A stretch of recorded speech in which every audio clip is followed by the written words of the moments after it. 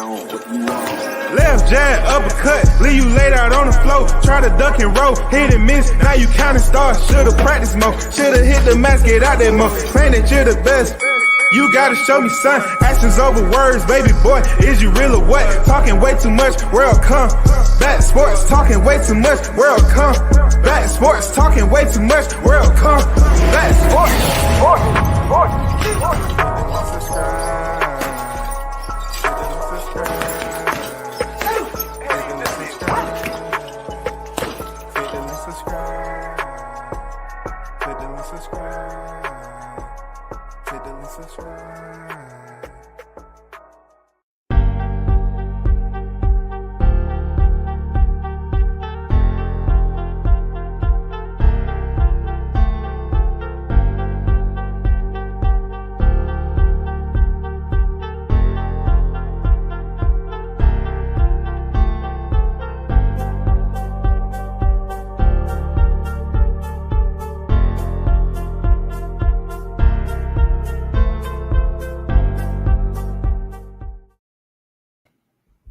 Yo, once again, you're tuned in to World Combat Sports, WCS. What's good, everyone, on this Saturday? Salute. Hope you had a nice sleep, because I did. You know what I'm saying? Hey, I want to give a big shout out to the supporters, man. I ain't forgot about y'all. You know, sometimes, right, you just got to, take different courses on the battlefield. It's still about the damn tactics. The tactics are still in order. It seemed like you're not focused, but yet tactics deal with diversions and everything else. People don't respect how that shit works in real life, but it does work. You know what I'm saying? But shout out to y'all for still rocking with the channel. This is not going to be a continuance, of me helping people understand they're just not going to walk on me. If I don't defend myself, then who is? You know what I'm saying? I'd be in the same position as the same people that I'm criticizing if I don't defend myself. You know what I'm saying? They think they supposed to walk in groups. You're just proving to me that the person that you're defending is too weak to defend themselves. Y'all keep on dropping my DMs. I told y'all I'm not a dumb person. Y'all sent me I don't know how many freaking DMs yesterday talking that my screen was this and my screen is that. In the meanwhile, they're flooding his shit. That's the whole point. Make them work harder. You put it out there, you want to work smarter, not harder, because you don't want to lift that load, then guess what? I'm going to waste your time too. Because first of all, I came in this shit, me solo dolo, handling this shit one-on-one. And it wasn't even with you. I'm going to play a video, simple, how you have people out here. Shout out to Big Blunts and Boxing, right? You have people out here that clearly understand. People are not going to respect just the simplicity of someone understand logic of a situation and their observation, and then how they process it, and then talk about it. He said some important info at the beginning of his video, that a lot of these worker bees and ants, they don't even care, because all they doing is just scrambling around. You know how you see an ant hole and you get your foot, you kick it, and they just scramble everywhere? That's what we have going on here, bro. Don't think for 1 second that I didn't know my screen still. I did the same thing yesterday, bro. I want you to try to look around. Y'all was looking around like, damn, what is he talking about? What is he talking about? I would never, ever bring my girl into a situation. But since we're talking about money like black people, right? Let's understand the origins of why this went down and why people should mind their fucking business. Big Blunts and Boxing said it best. I'm going to share the screen and you'll be able to see it. I'm going to share the screen and I want you to listen to what the brother said. Because this was never about Cheyenne. I called out a debate with 817, one of the big mouths of YTC, always on everybody's live chat talking shit about people. They will sit up here and coddle this nigga But they're not gonna complain about a nigga in the parking lot counting $1,300. They'll coddle this nigga, right? He talks shit about everybody. They'd rather have him in the group because he's cool. He's cool people. Never sat down and ate lunch with the nigga, nothing. But check this out. Check this out, bro. Check this out right quick. We're not going to waste too much time because I got to go to my other property today, have some renovations that's being taken care of, you know, and everything. You know, since people want to sit up here and be stupid. What's going on, Big Blunts and Boxing, man, in the building? Man, y'all be sure to sub to the brother's channel. He has less than 200 subs, man. I'm not like some people. I don't live off subs, bro, real life. But if there's some good people out there and they doing good shit, you know what I'm saying? Good content creator, go sub to the channel, man. Go sub to the channel. How are you talking about, you know, blacks helping blacks when it doesn't always work out like that 80% of the time, especially on this YouTube shit? Oh man, they're clout chasing. Black people got to get out that mindset of clout chasing all the fucking time. You know what I'm saying? Because from where I'm at right now, and I see this brother in person, I'm dapping him up like he's a goddamn grown-ass man like me, bro. That goes for everybody else I've met. Bruce Gas Boxing Jazz, what's going on, Bruce? King Mitch on deck with it. Slugger Sam, what's good? Shout out to Mr. Gumbo. It's always a pleasure, bro. Salute to you. And I'm going to get to some boxing, real life, because I want to talk about this Virgil Ortiz situation. I like Virgil Ortiz as a fighter. You know, I like Virgil Ortiz as a fighter, for real. I think he's tough. I think he went through adversity early in his step-ups, and he proved that he can fight through it. Hey, guess what I'm going to say? We can't sit up here and talk about, oh, man, you know, him being hurt against Kavaliauskas and shit like that. He proved that he was a tough mofo. He proved that shit. He did. He proved it. But I got to get this shit because motherfuckers been in my DM talking nonsense and working hard like a motherfucker, like I wanted them to. And listen to me, it's a process to the madness, bro. Real talk, y'all. It's a process to this shit. I'm not working harder because I don't do this. I don't have to do this every freaking day. I don't do it. Like most of my videos, real talk, I don't even turn on the monetization of it. You know, if somebody's dropped me a super chat, you know, cool. I'm appreciative. I show them love, everything, man. Genuinely. I appreciate them people. But I don't go sequestering people to do super chats. I just like the individuals who've been rocking out with the channel and the one to tune in and everything else. You know what I'm saying? Put them in the oven. Mr. Pass, what's good? What's good? What's good? So let's get to this video right quick. And this is gonna break down how individuals with egos are nosy as fuck and getting your business.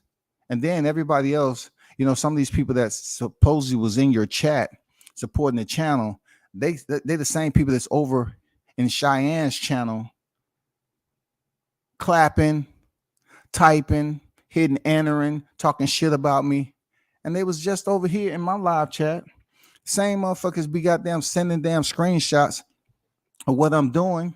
You actually think as long as I've been on YouTube, I can't share screen? Come on now.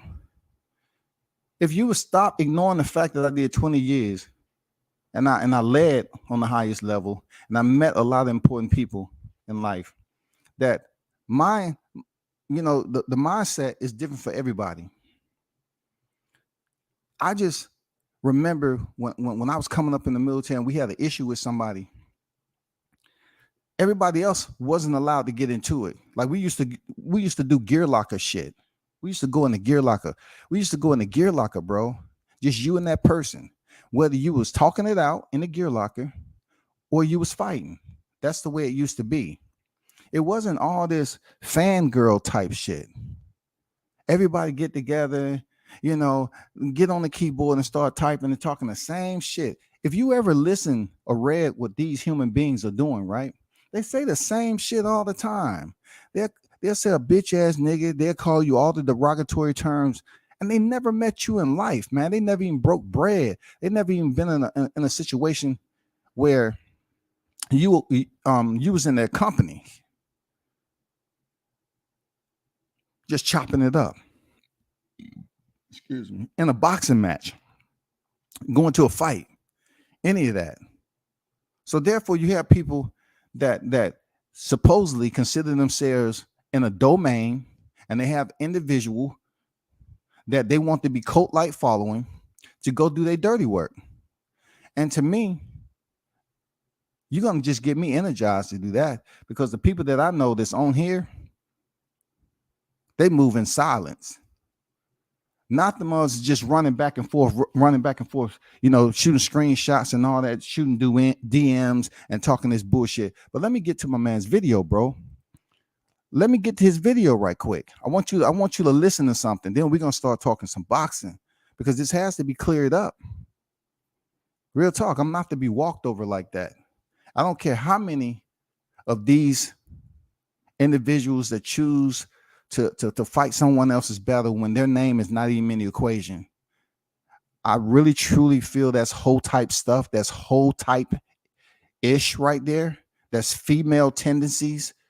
Like you're going and trying to be a part of something, and no one recognized you initially. This is not a Cheyenne versus WCS. I put the info out that you have to become my mandatory. I didn't ask about any of that. I went out there and I saw 817 on Bernie shit again and again and again and again, and they don't fuck with Team Crawford. So I said, I'll debate you, man. Let's see how much you know off the rip. Let me share this screen right quick.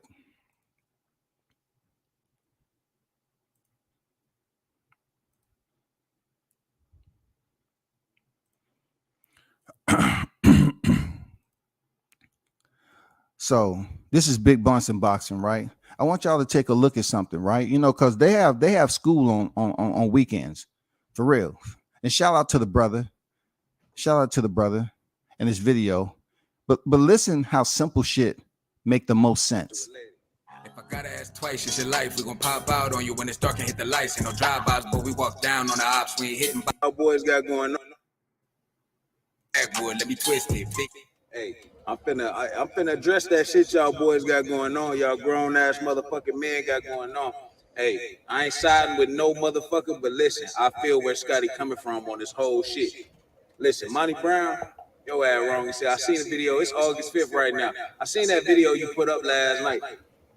Monty, you a grown ass motherfucker. You full of shit, bro. You full of shit. You know goddamn well your ass was instigating, bro. You know damn well your ass was instigating, bro. You don't need nobody to tell you how you instigated. Bro, what am I instigating, bro? Monty Brown, full of shit. You changed your name to Doodoo Brown. Couple of gangsters in the back, few of you lying, few of you not telling the truth. And you know what? You wanna know how I know you full of shit, bro? Cause the only thing attracted to shit is flies, nigga.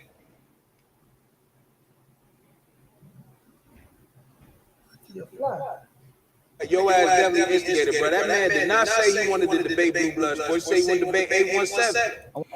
How can we not sit up here and digest that shit?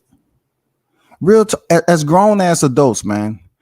Look, this is why when it comes to boxing on YouTube, people don't take us serious as it should be, because a lot of times we have these spurts that happen where we're not really talking about boxing the way we should be. We have an all-out internal verbal wars amongst each other. Now, when you listen to the first part of that video and what this brother just said, you didn't get any credence from that shit. I felt that it was well put together. It was damn great material in a simple, short window. I didn't even use the people that's going around here as flies on shit. But that's exactly what it is, bro. Like, come on. Money, nobody asked you to say, blue blood in the building, blue want to debate you. I did not ask for that. I went at the big mouth of the South, 817. That's what. And he pretty much scurried in a goddamn, under a brick somewhere found a fresh pile of hot shit. And he just got over there nice and comfy, moved around until the shit started to harden like a dung beetle. I called him out. No, because they knew that would be a wash. They knew that shit would be a wash. But let me keep the brother's video going, because I'm telling you, it's some genius type content that's being created. Look, it's some simple messages being passed here. I want to call out somebody, man. I want to put this to rest. I can't right now because I got shit going on, here with my family and everything. But I want to call out 817. I want to have a sensible debate. I want a sensible debate. I'm gonna burn this dude down for good. I see him over on Bernie's Shack, which is basically Crawford fans over there. I just want to know why. If you despise him so much, why are you over there on Bernie's chat all the time, bro? I think he a fraud. He really want to be Team Crawford, and he just over here bullshitting y'all, man. Just faking it, man. So 817, I know your punk ass in the chat.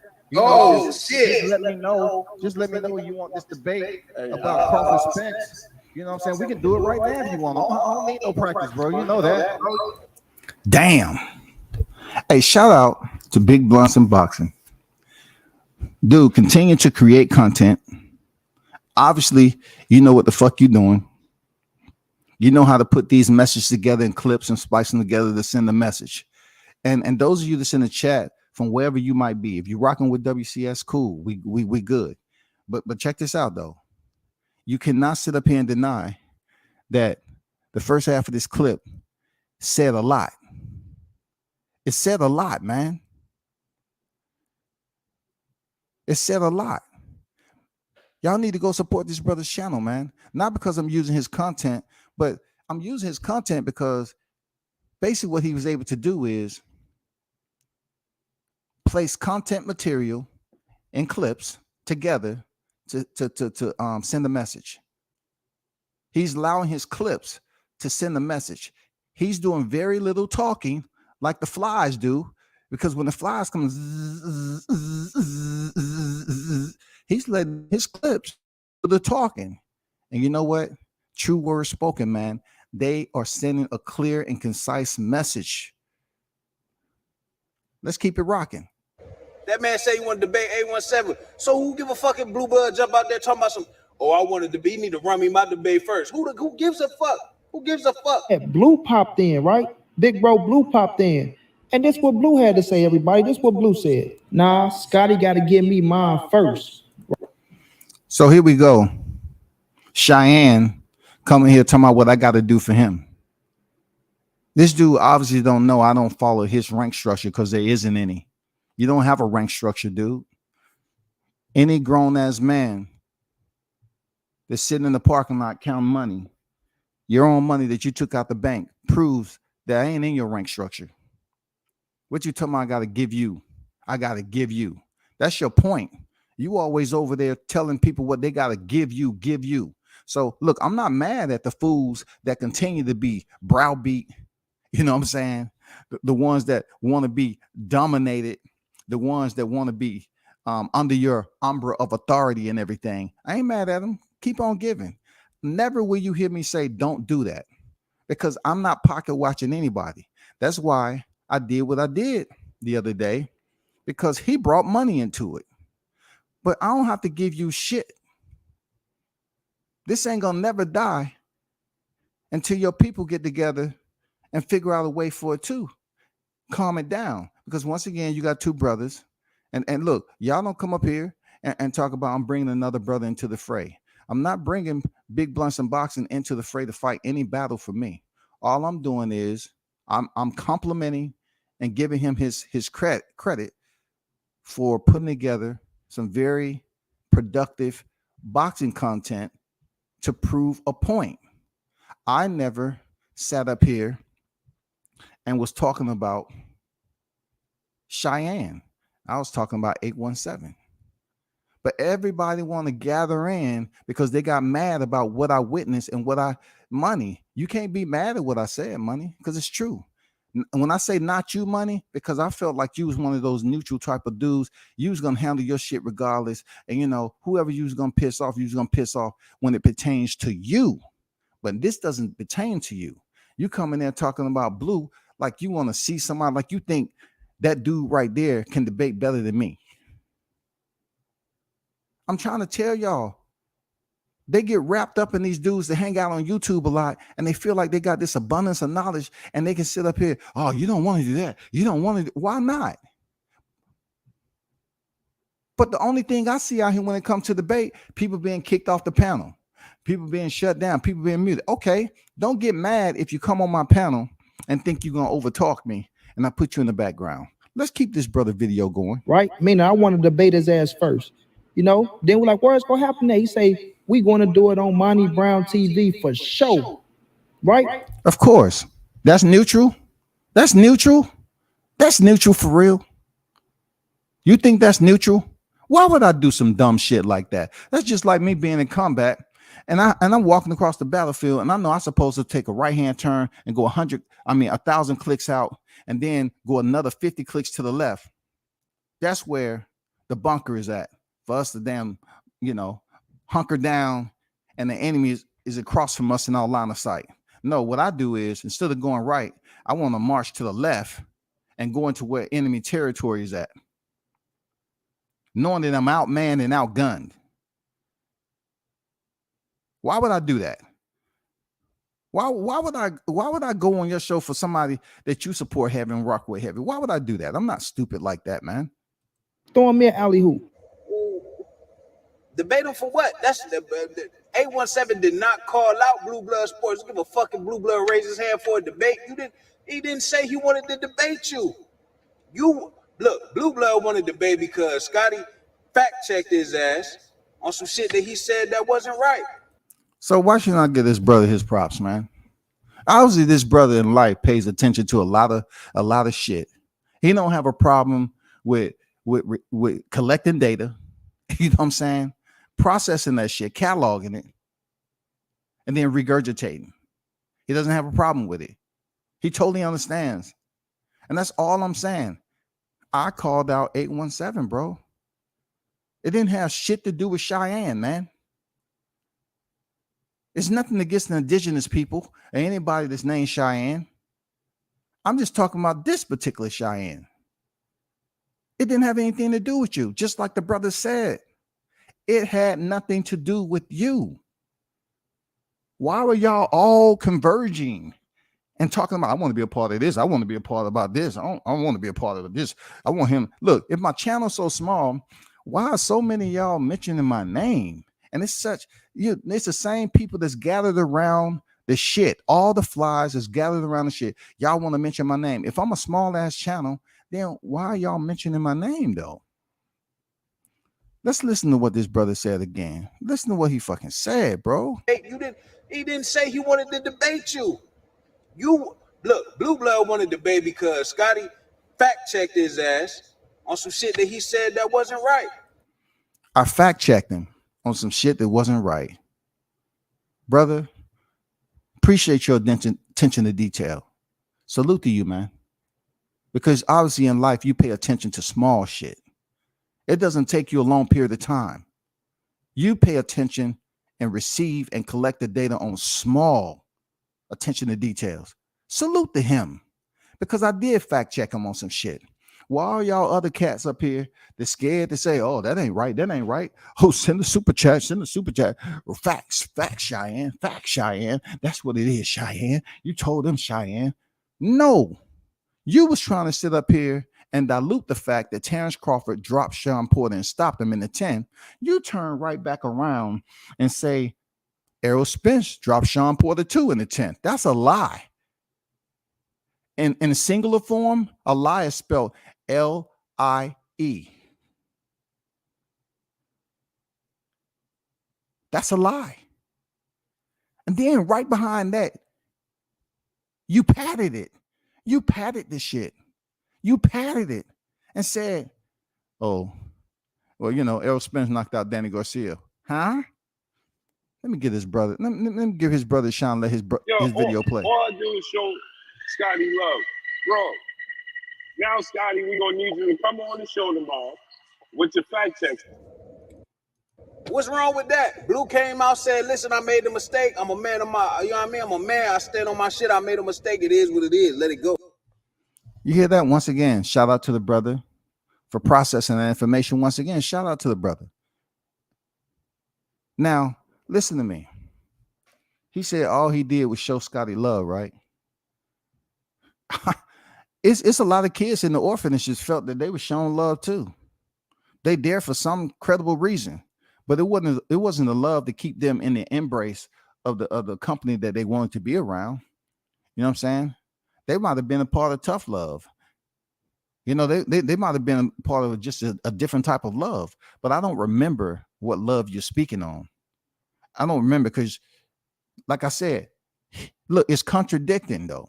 He say the baker's dozen.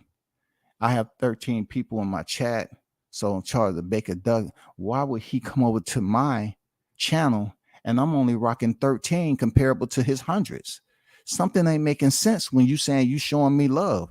Because you seen me in person twice. What love did you show me? Because each time I spoke to you as a grown-ass man, I said, what's up? And then I saw you in Alabama. What's up? What is this love you talking about? What is this love? And look, that just goes to show you the boxing fans is on YouTube. All of them are not biased because they was telling you this, hey, he fact-checked the shit out of you.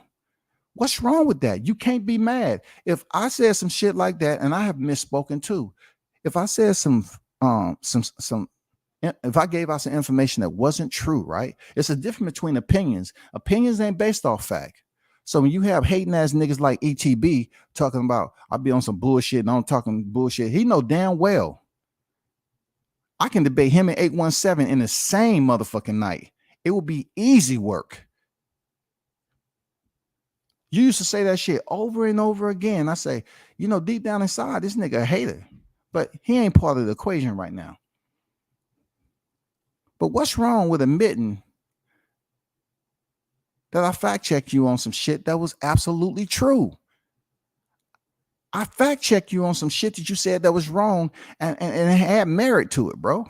Let's keep it rocking. I made a mistake. So what? We let it go. It seemed like Scotty let it go. But then Scotty see Monty running up talking about some, nah, 817. You don't need to debate 817. Come on my channel and debate Blue Blood Sports. Blue Blood said he want to debate. Who gives a fuck what Blue Blood said? Nobody asked to debate him. Blue Blood offered himself out there. So what? Now, because Scotty don't want to debate Blue Blood, Scotty ass scared. I'm gonna say this. We all know that Jamal Charlo been ducking. All the evidence had been spit. Now I want to prepare y'all. This is another cat, right? This is ETB. I consider me and him to be cool because I had his number and everything. Even though when it came to dropping links, he said then lied to people and talking about he didn't have my number, but he had my home phone number. And it just falls in line with a lot of what I experienced on YouTube. A lot of these niggas have your number. They won't even call you. You spoken to them before, they won't even contact you. And it's the same thing with this cat right here. I never said anything fucked up about him until he came at me. You know what I'm saying? Look, you can hang and feel all nice and cozy with whoever you feel like. You grown as men. But when you get on your platform amongst your company and you feel like you want to use my name as an example, then I definitely will respond. Spit out of my mouth. Just like World Combat Sports is ducking 817 boxing. And just like he ducking Blue Blood Sports TV. Now, granted, when this shit happened, how can I be ducking anybody? I'm the one called out to do 817, Big Mouth for the South, and he never even jumped on the panel like he usually do. That's first of all, because the brother, look, this brother, Big Blunts and Boxing, pretty much put it early in his video. I was on there saying, man, I'm gonna burn this cat down.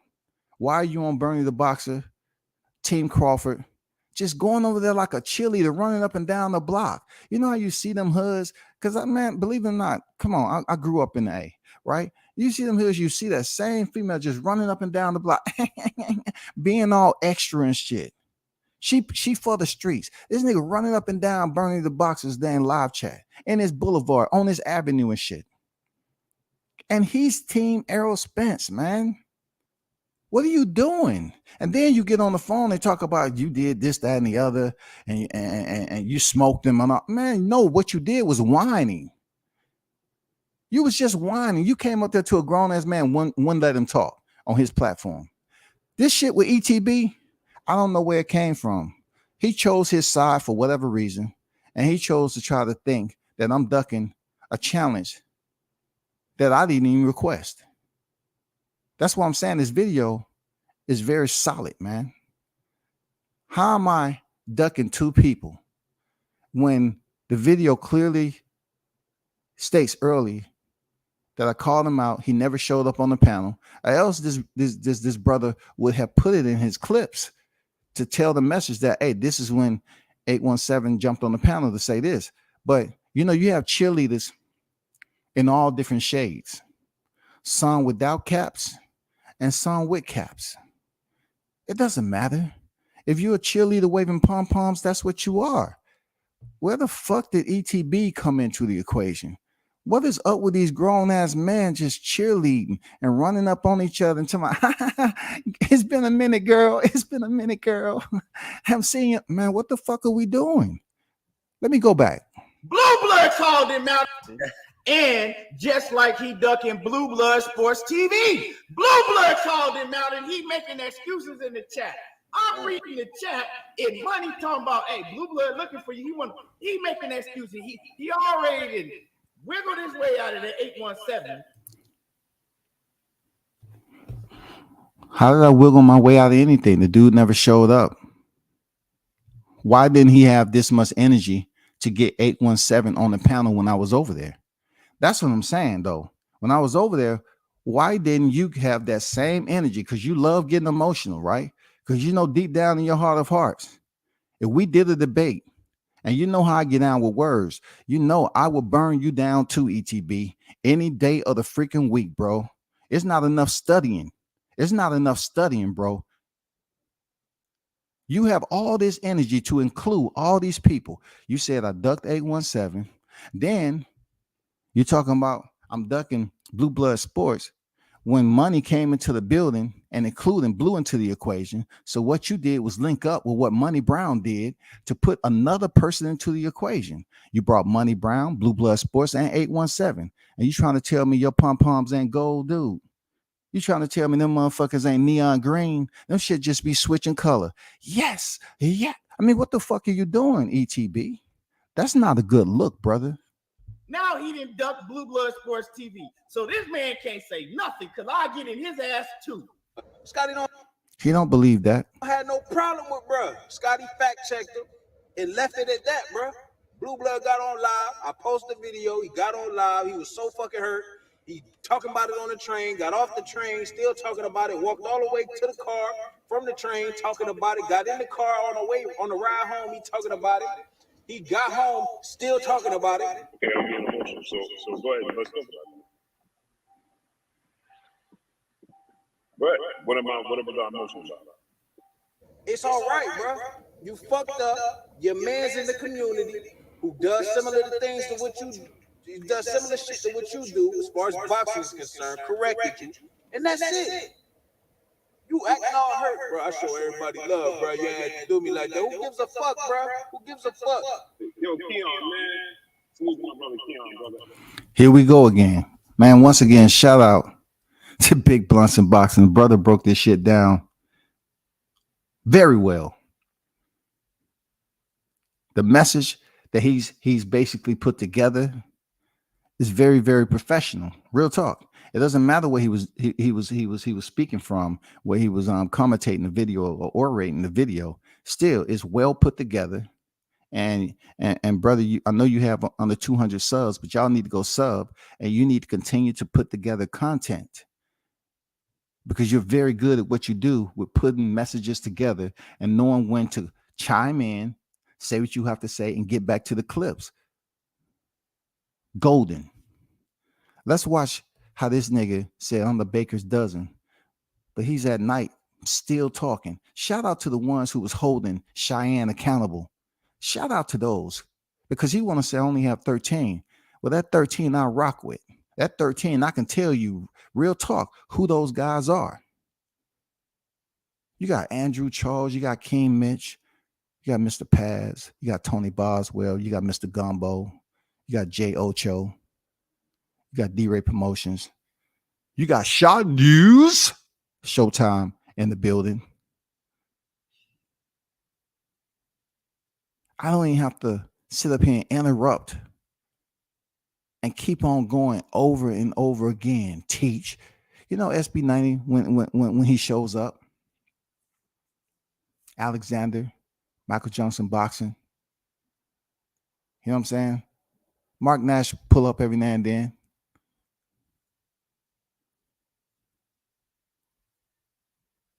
If my count is way lower than yours, then guess what? You shouldn't give me enough attention to be driving at nighttime and still talking about me. That's too much energy, bro. What I've been able to influence you to do over the past several days. And don't say I'm still on it. You still got them flies flying around in my DM. I'm gonna exterminate. Everything boxing and sports. King dropped the link. Key, man, Key, I show everybody love, Key. He took the clip and showed where you were inconsistent at and said you fucked up, and he corrected you. Okay, let's move forward. You made a mistake. I made a mistake. So what? We get. So what? Let's move forward. You made a mistake. I made a mistake. Let's move forward. You made a mistake. I made a mistake. You made a mistake. I made a mistake. You made a mistake. I made a mistake. You made a mistake. I made a mistake. You made a mistake. I made a mistake. You made a mistake. I made a mistake. So what? We get it. We're not gonna hold it against you forever, bro. You be Factual. right about some shit. Okay. Factual. So you just dismissed everything else I said. Amazing, ain't it? A lot of times be right about some shit. They be wrong about shit too. And listen, when you wrong, we're gonna correct your ass. When it's an inconsistency, Well said. correct it, bro. Well said. So if I'm right about that, how could I be wrong about this? It's too many inconsistencies though. It's too many times of making mistakes and shit. So many motherfucking mistakes as a kid. I already got my ass whooped. Damn. Bravo, brother. Bravo, brother. God damn it, genius, man. Genius, bro. Never stop making content. Man, you are a genius at what you do, brother. You are a genius at what you do, dog. Bravo to this brother. I don't even know his name. I just know Big Blunts and Box. Bravo to you, man. This shit is a golden classic. You know what I'm saying? I have no problem. Hey, y'all need to go sub to this brother, man, because if you continue to make content, not just about situations like this, but just in general, man, you're going to do very, very great on this YouTube shit because it's a jungle out here. Let's keep the brother going. I don't mind putting myself out there because I know my sources. You understand? If that was my kid, if you was my motherfucking kid, you'd already got your ass whooped. But you're a grown ass man. You can make as many mistakes as you want. This is just your life. You know what I'm saying? Can't nobody tell you what mistakes not to make. You're gonna do what the fuck you wanna do. But you would think after so many mistakes, you learn some shit. Damn. Man, once again, man. I'm from the South. I know exactly what this brother's talking about. They say once it can be considered a mistake. You do it 2, 3, 4 times, 5, 11, 12. It's a choice. All right? It's a choice. Real talk. And I basically been there. The fact, you know, to check somebody on telling shit over and over again about somebody being knocked down twice in a round and they want to lie about it. If you say it and do it once, it's a mistake. If you continue to be consistent with repeating it, remediating that same action, it is called a choice.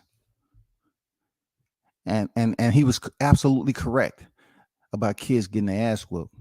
Because yes, in the South, especially, that belt would have been flying and them switches would have been singing. I made a mistake. So what? It's so many. Oh, I fucked up. Oh, I made a mistake. Oh, I messed up. Oh, all right. But it don't mean that just because you own up to it every time, we're gonna keep putting up with you in these motherfucking mistakes. But guess what? Damn, did you hear what the fuck he just said, dog? It doesn't mean we're gonna continue to be putting up with you in these motherfucking mistakes. God damn, dog. It couldn't be any more right. It couldn't have been said any more perfect. We need to shut down the fake news, bro. We need to shut down the fake news and considering it to be a mistake when it's a choice. We need to shut the shit down. We need to clean up and sanitize this YouTube so it can be better for people to tune in and know they're getting credible information, not going out here spewing rhetoric and agitprop and pretty much it's like, hey, well, guess what? I made a mistake. I made a mistake. I made a mistake. You know what I'm saying? Hey, let me. I'm gonna keep him in the chat. Like Money Teen Savage, I'm gonna keep you in the chat because you over here putting in work. You that fly that Big Blunts and Boxing was talking about. You that fly that's flying around here. But it's no shit over here though. You just strayed off from the pile of shit to go do work, and you're gonna come back. You know what I'm saying? That's all it is. Because I would say if you want to get on here and speak your piece, I will let you on here, but you might get on here and start saying, you know, some shit that's not even productive to my live. You know what I'm saying? But let me get back to the brother's vid though.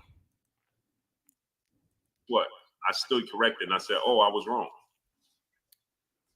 I said I was wrong. You making it seem like Scotty was talking to you when he said he wanted to debate. He wasn't talking to you, bro. Monty, you making it seem like Scotty told you, hey, go find Blue Blood at 817 and tell them niggas to meet me here at this time. I want to run the debate. Man, look, like I said before, I don't know who this brother is by name, but man, salute to you, bro. Salute to how you are breaking down attention to detail, how you are processing and evaluating this entire situation. You put everything on a mental spreadsheet. And you're breaking it down bullet point to bullet point to bullet point. Genius. Genius. The message. Genius, bro. But then I'm like, shit, fuck a 817. No disrespect to my brother 817. I'm like, man, listen, I got Blue Blood for you, Scott. That's a big dog. You a big dog, Blue a big dog. Let's make this shit happen, fam. You feel me? Go be fireworks. Fucking fireworks. You got World Combat Sports. He's in the field. Blue Blood in the field. Oh, yeah, this big dog shit right here. So bam, I catch Scotty and knockout chat, and this is what I tell Scotty, everybody. As y'all can see, I say World Combat. My brother Blue Blood wants to smoke. You down? You see what I'm saying? He wanted to smoke with 817, so I'm trying to say, is he down with Blue? He come back, he say, Monty Brown, if someone approached you that a chick wanted your number, when you ask where she at, why she didn't ask me, y'all both grown, what is over carrying? Don't respect it, bro. He said he don't respect me for the situation. I say, World Combat, you wanted to debate 817, but you said it wasn't going to be fair. Now Blue stepped up and said he would debate you on my channel, the same shit you did. You know what I'm saying? He said, I told 817 in the chat, not even close to label workers flapping around, passing messages for a grown man. Comedy, bro. Real talk. You better than that, MB. Then I say, Scotty, it's only a debate, bro. You left out when Blue came in. It's the same as you calling out 817 on my channel. Big facts, the same shit. He come back with Blue Blood sending grown man to pass messages, and these dudes respect that, right? Let me see if I cut it off too quick. Making this shit more than what the fuck it is to me. You know I ain't for the bullshit, so I just come back and say, World Combat Sports, you making this shit more than what it is. Bro, it's a debate where a man is calling you out. All you have to do is say yes or no, bro. Everything else is irrelevant to me. You understand? So everything else is irrelevant to you, but yet I'm listening to Big Blunts and Boxing break this shit down in such a way that it's understandable to people who may be tuning in and didn't know what the fuck was going on. So Money, listen up. When I said grown men, carrier pigeons, that was something totally different. That was something totally different. When people was jumping on here and talking about, once I fact checked them, let's not get it confused, because I listen to attention to details too. Let's not get it confused, right? When I was on live that time, we're talking about something totally different when I fact checked him. He puts up a link. He goes live and tell people, hey, go send World Combat Sports the link. I got grown ass men, hey, Blue waiting on you. Blue waiting on you. That's what that is right there. That doesn't have anything to do with the debate. I said what I said. You was wrong about Errol Spence dropping Sean Porter in the 10th. You was absolutely wrong. You was wrong about Errol Spence knocking out Danny Garcia. He gets on live and say, hey, the brother, y'all go out there and do my work.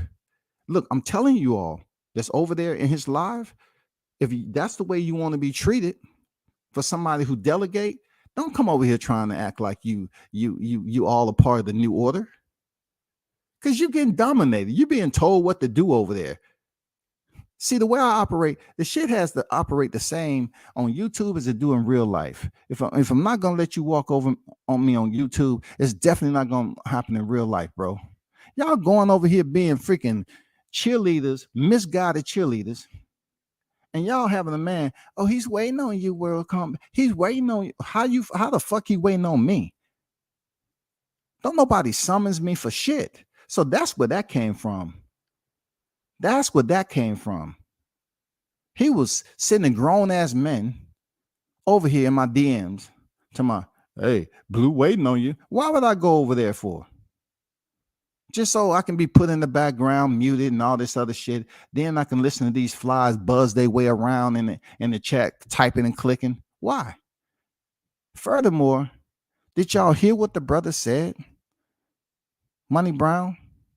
And I really, Money Brown, this video he did, it wasn't all bad at all. He was just speaking his piece. I'll give him that.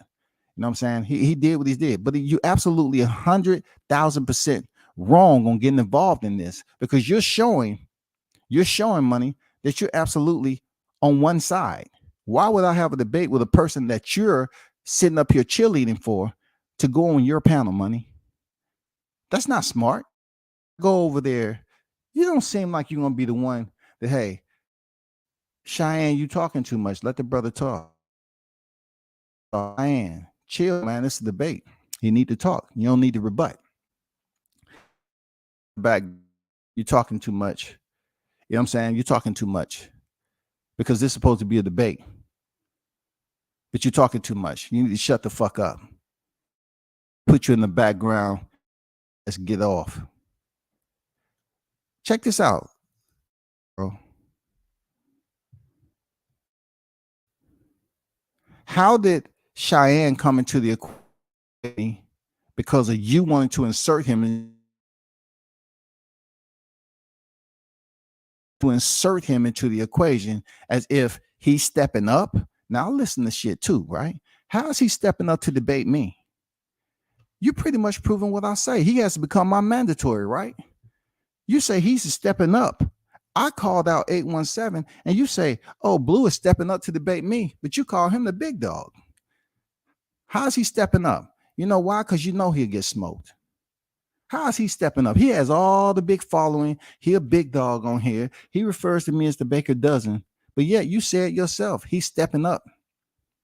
He's stepping up. How's he stepping up to face me? He wasn't even in the conversation. I called out a totally different name, and he want to be busy bee, patty chatty, and he want to come over here and get involved in something that wasn't his business. You out. All you have to do is say yes or no, bro. Everything else is irrelevant to me. Yes. Nah, Money, it don't work like that, bro. You and everybody else in that little circle, y'all don't dictate my pace. You don't dictate my daily cadence. None of that shit, bro. Let's be clear, Money. I've supported your channel too. You know what it is. You know what it is, Money. I didn't go out here telling everybody what I did. I supported your channel. I donated to your channel, bro. So just because this shit came out the way it did, you was wrong for going in there and inserting yourself into a situation that you didn't have shit to do with. Big dog status. If Scotty had said, I want to debate Blue Blood Sports and 817 on Monty's platform, then all right. Excuse me, I'm spitting this shit. You motherfuckers got me acting all crazy and shit. You motherfuckers got me. See, this is what happened when I don't got no weed. I should be smoking a blunt right now. I should do me a live stream while I'm smoking a blunt and talking to the other people, see what they think. Me personally, I ain't got nothing against nobody. I ain't got nothing against no specific YouTube channel. I don't care what you motherfuckers do. Y'all all way older than me. I don't care. I don't care. It don't make me no difference. You understand what I'm saying? You heard what the brother said? He said, y'all way older than me. He's staying neutral. He don't have a problem with it. So y'all don't go out there and take nothing out on the brother. But if you want to support his channel, go over there and sub to his channel and listen to his content. He said he don't have a problem with nobody. We way older, and that's right. And you know, we are older, and that's why it should be more boxing talk, more ways to come together and talk about something that's productive to the YouTube presence. You know, when people venture into this jungle, they're able to come over here and get some content from multiple channels. People that's out here. Some of us are out here in the trenches, and some are not. You know what I'm saying? Some is, some aren't. Period. That's just the way it is. But when it comes down to the YouTube game, you have individuals that's capable of creating a channel, listening to what the fuck somebody's saying, and creating content like this. But what I will not do is tolerate no lies, bro. No inconsistent behavior, bro. Blue, you looking real shaky out here, my boy. Who cares? I said I was wrong. Looking real shaky out here, my boy. And if you was my mans out here. So if this brother, once again, shout out to Big Blunts and Boxing for meshing this all together. Genius, dog. I'm wrong. Who cares? Nah, you should care. Because you're basically showing you basically demonstrate once again to your listeners, you don't care. As long as they donate, it's all about the money. I'm calling for what it is. The reason I'm doing it is because you have these same imbeciles, right? These feeble-minded individuals that's going to say it's clout chasing. But yet you're sitting up here with your ego just weighing. Look, your ego is bearing down on you, right? It's not that the pack is too heavy. It's just your ego's too heavy, bro. It's not your pack with all those lenses that you don't use that's weighing your back down. It's your motherfucking ego. When you say, I was wrong, who cares? No. That's not the way it works. You have to say, I was wrong. I apologize. Leave it at that. Don't come back and be all hard. Who cares? So it's okay for you to continue to be wrong, like the brother said on here. You continue, and people are supposed to just, if we're talking about that type, why are these cats trying to be all hard then? If you're just going to sit up here and continue, forgive, and it's okay for us to listen to boxing content that's incorrect, then why are you here? You're not proving anything by giving your money away. If you want lies, sex, and videos, then you can search all on Hulu and Netflix for reality series. I mean, it's very, very easy, bro. But y'all cats up here acting like y'all looking forward to being taken advantage of, because Blue just said, I don't care. Yeah, I call this channel name out to give him some clout. Cheyenne.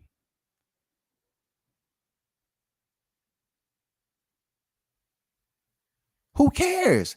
That's what he said. Who cares? He don't care if he's wrong. He don't care if he's apologized. His ego is bearing and weighing heavy on him. His ego is. Who cares? You wrong, say you wrong, and we don't have a problem. But now you want to damn send people out and to my DMs and go out. He's proven that he's sending people out. He said it the other day on this freaking live stream. I send people over there. I say go. I don't send my people nowhere. You know why? Because they're going to say, who are you? I don't want a flock of sheep over here. I send people out. I send people to his channel. Why? Bro, fight your own battles, man. They had to go summon and encourage you. Blue, you need to go over there to his chat, man. He calling you out. Go. And then when he finally steps up, he think you're going to come over here and your tone is going to sit up here and continue. And you're going to overtalk me on my shit? Once again, your ego. Know when to shut the fuck up.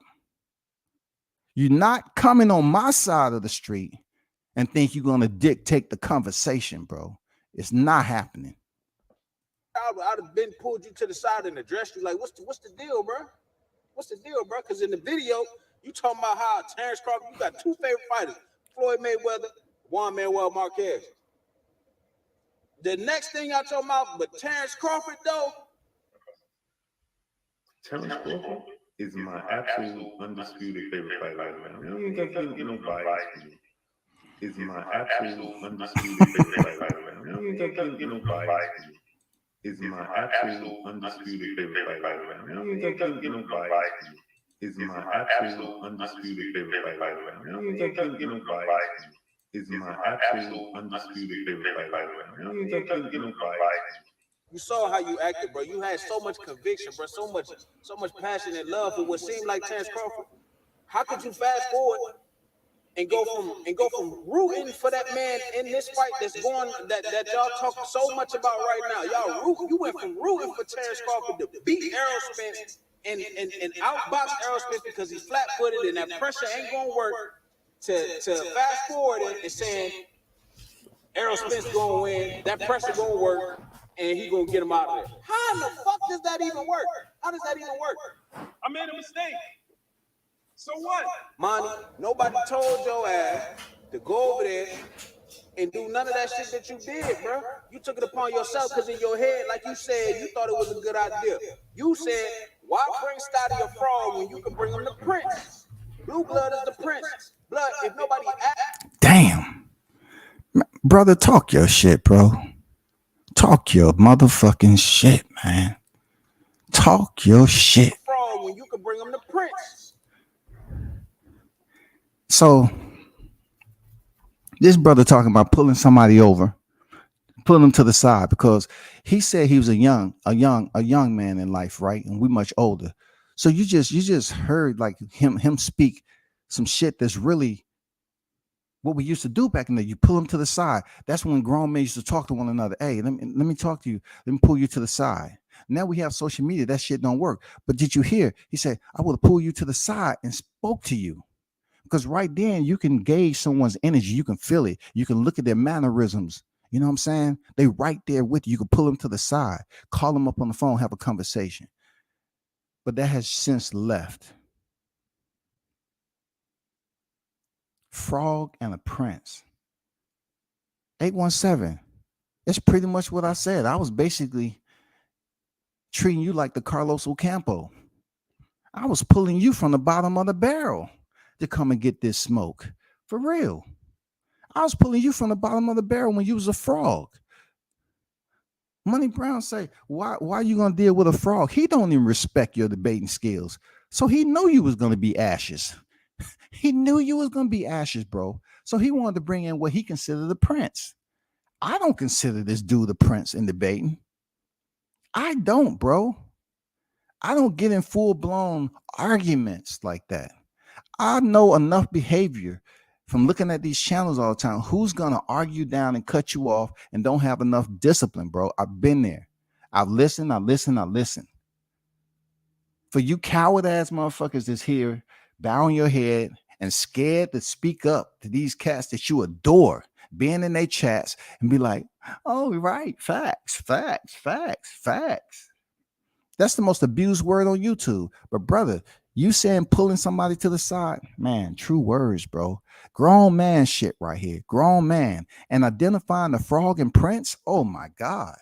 So disrespectful. 817, he called you a frog.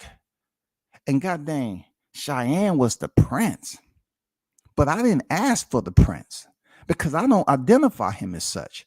Money did, not me, bro. Blue Blood is the Prince. Blood, if nobody asked for the Prince, don't bring the Prince. Talk your shit. Bruh, maybe I was gonna call out the Prince 2 months from now. I had to get my shit together, bro. You got the Prince on to my door early. I ain't ready yet. Now I want to knock your ass out. I'm mad as hell at you because your ass brought the Prince over here. Nobody fucking told you to do that. You took it upon yourself. You thought it was a good idea. Too smart for your own goddamn good.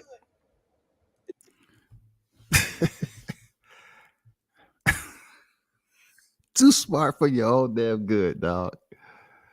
Damn. And listen, I know it's Saturday, bro. You know the blowtorch comes from all different angles.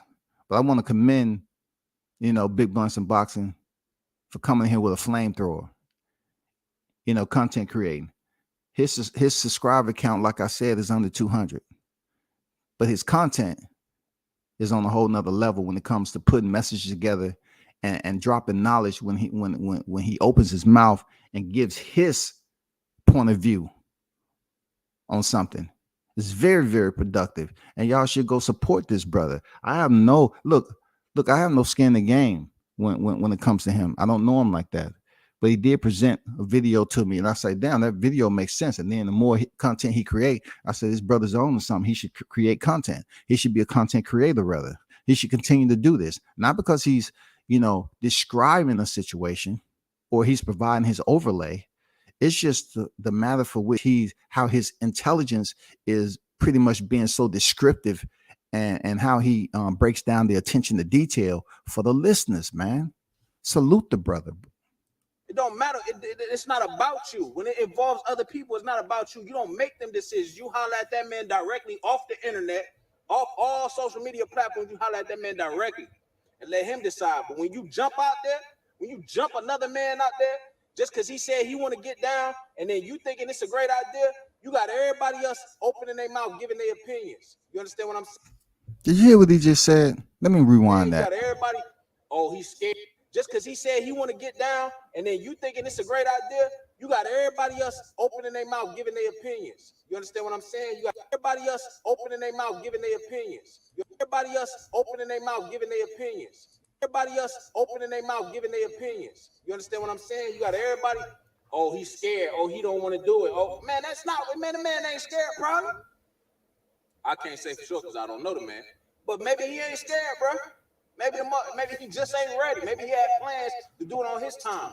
But now, since you think it's a good idea, you wanna orchestrate and do it how you see fit. It don't work like that, bro. It don't work like that. So you definitely did instigate, whether it was super negative instigating or whether you had positive intentions and you pushing for that positivity resulted in negativity. That's what you just gotta stay in your lane. You understand what I'm saying? You gotta stay in your lane, mind your business. So what am I instigating, bro? Me, I'm gonna do what the fuck I want to do personally. You understand what I'm saying? If I see inconsistencies on anybody that, when it comes to a subject matter that I fuck with, I'm gonna call your ass out and I'm gonna hold you accountable. But no.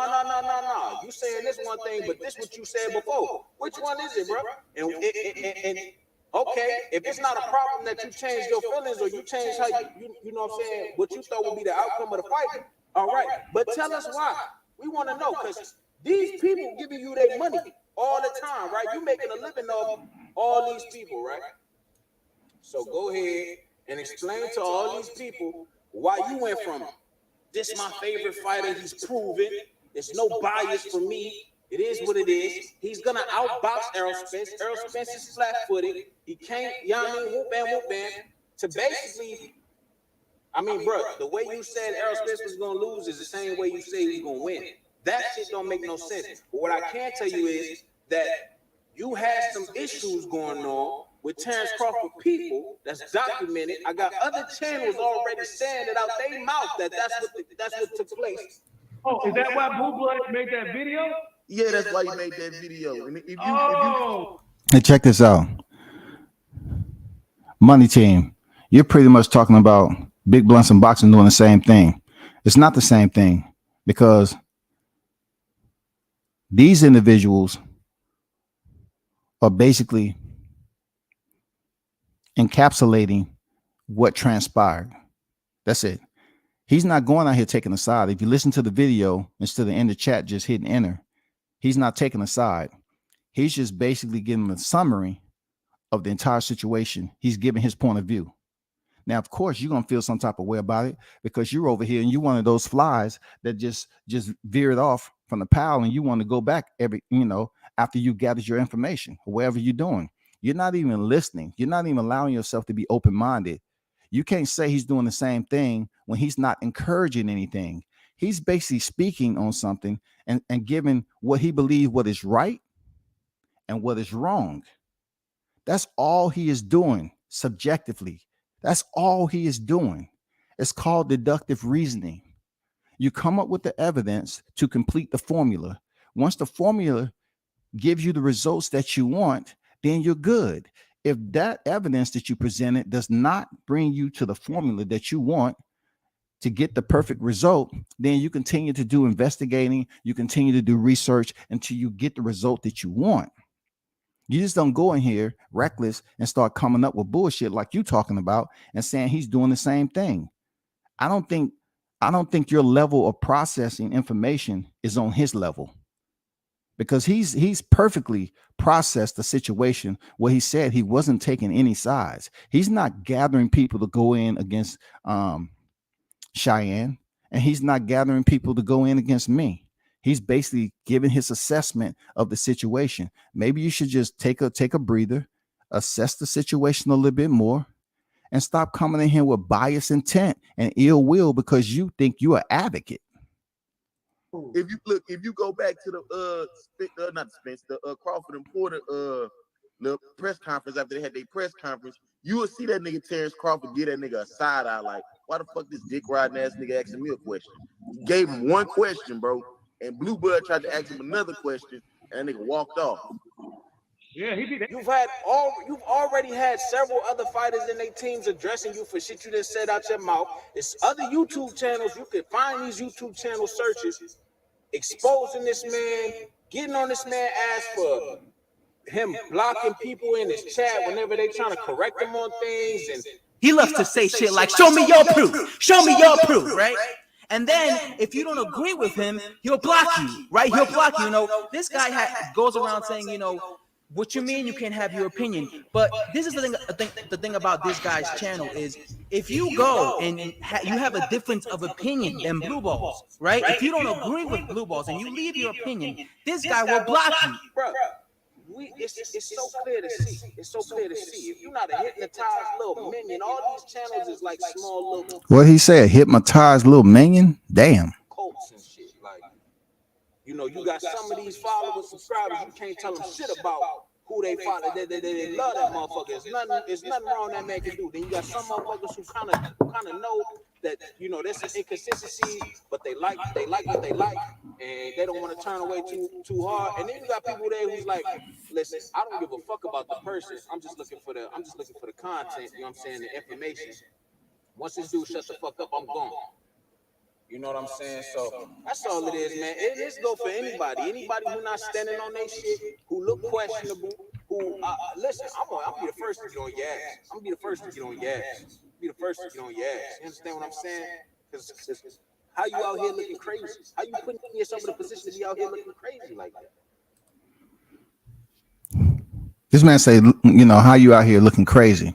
Looking crazy to me is when you're out in the dark, sipping on freaking whatever. You know what I'm saying? I don't care. You can sip on freaking that piss water all you want. Moet that does not taste good, first of all. And smoke whatever you smoke. How can I have you smoking cigars, bro? How? Ain't no dude gonna have me on here doing shit that's out of my character, bro. And once again, shout out to Big Blunts Unboxing for the vid, bro.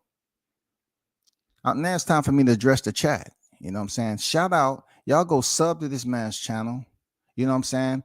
Hey, it's no benefit to me. Y'all go sub to his channel. He has like under 200 subs. Sub to his channel, man. Get his subs up. Brother, continue to freaking create content. Continue to put shit together. I like your rhythm and flow. Obviously, you ain't a dumb nigga. You very intelligent. You understand how to process situations. You know what I'm saying? You did an outstanding job, man, as an orator with this video. Now it's time for me to transition over, and I appreciate, and you know, you allow me to use your vid, bro. Real talk. So let's get to Smooth Groove Boxing, bro. I have no idea who you are. First of all, I don't even know who you are. You came over here one other time, and both times, this is like the second time you came over here, and you talking about you're unsubbing to my channel. I don't give a fuck what you do, bro. Do y'all not understand this shit? Why do you keep coming over here whining and crying like I knew who you were to begin with? I don't know you. So you unsubbing to my channel. Who gives a damn, man? You saying you are the problem. How am I the problem? And I fact checked him. You must have just came over here and you don't want to recognize the information that Big Blunts Unboxing was giving you. The brother articulated himself very well. He disseminated his information perfectly. So what you should have said in here is you should have complimented the brother and told him, because blacks support blacks, right? Oh, not the case with you, because you over here trying to tell me something I'm not. You should have told the brother he did a damn good job with putting his vid together. Great content. But since you over here and you that fly that's buzzing around, you want to come in here and spread shit. You can't do that over here. I'm sanitized. My shit is sanitized. He said, you're the problem every day. You with the bullshit. So listen, bro. One thing I can say about certain content creators, the ones that keep the same energy, that's what you expect from them. But the ones that flip-flop, they go over here and say shit that's incorrect, and they're gonna say, I don't care, you was wrong, I don't care. No, I'd be a genuine person and say, you know what, I fucked up. I apologize to my listeners, first of all, for putting out fake information that wasn't true, right? I wouldn't basically accompany that and turn back around and say, so what? So what? I don't care. So what? Why are you over here talking about every day you with some bullshit? Most of the time I'm talking boxing and MMA, bro. I have to get back to talking about boxing and MMA because some of the people that hit me up and say, bro, get back to what you do. I am. I'm definitely going to get back. That's what I'm talking about. People want to hear me talk about boxing and MMA and whatever else. You know what I'm saying? They want to hear that content. But that doesn't mean I shouldn't defend when so many people insert themselves into a situation that's none of their fucking business. You know what I'm saying? So you being over here talking about you unsubbing is corny, just like Omega Red, corny. All you dudes that I don't even know who the hell you are sitting up here pressing enter. Yeah, I say names, bro, because you up here I have dudes over in chats highlighting my name, adding my name in a chat just to build up more people, right? To know who he's talking about. If that ain't some pep rally type shit, bro. Why would you want to send people to my channel, bro? Y'all are going all about it the wrong way. You don't want to add my name in this chat. I'm good with the Baker's Dozen. I'm good with kicking it with the cast that's been over here and saw my growth anyway. I'm good with them, bro. I'm good with talking boxing, talking MMA with those individuals. I'm good. I'm solid with that shit, bro. I'm good with the solid cast like Shy News Showtime. I'm good. Mitch show up all the time. Andrew Charles. You know what I'm saying? I'm good with him.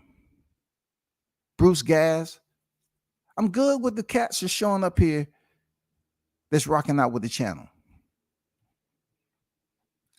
So, man, you need to stop crying, bro.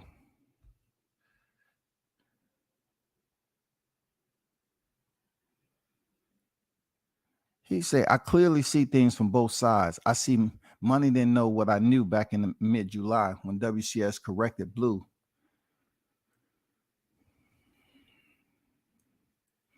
Juice Lee, what's good with it? On deck. He over here whining. See, if I drop the link, you're going to get on here and think you're going to try to cuss somebody out. And then I have to put your ass in the background. So you just basically wasted time getting on a panel trying to advocate for your leader. If you get on here and talk sensibly, we can have a conversation, because I just want to know why you over here.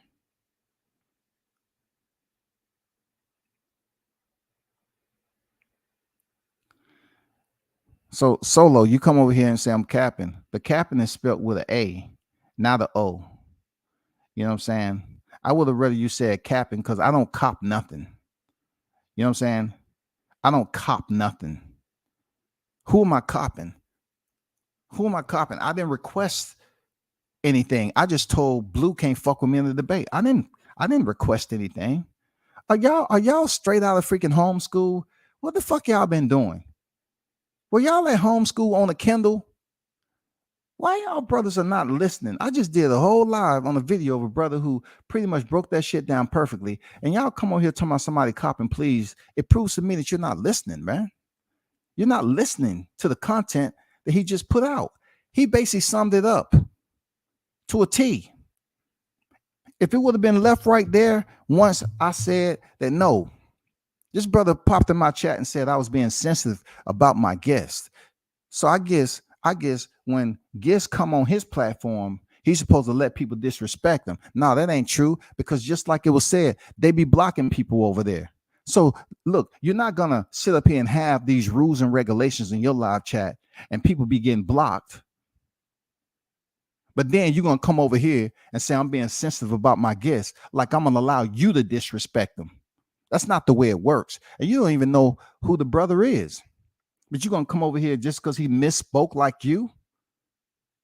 I can tell you the OG, he wasn't sitting in the dark being pissed off with you. You come on here and tell me that's a lie and left.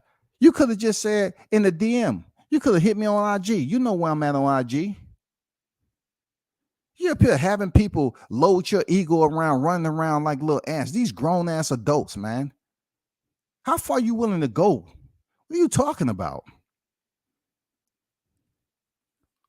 It wasn't no debate, bro.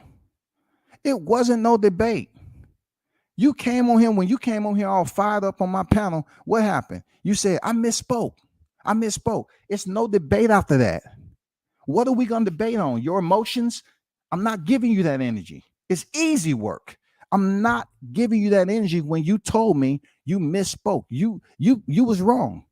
He didn't drop Sean Porter in the 10th. He did not.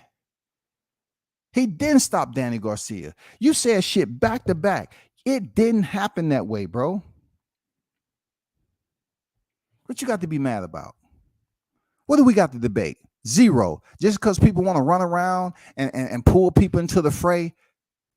Y'all love ganging up, trying to overcrowd motherfuckers. Like I don't know people either. Like y'all try to overcrowd people. Oh man, let's get together. He has more followers. Let's go. Let's go. Give him attention. No, don't come over here. I want to keep my 13.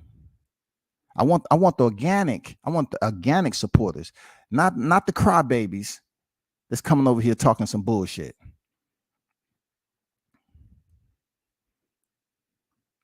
Sir Senior, what's good with it? They're gonna go crazy for their YouTube daddy. Yeah, the king.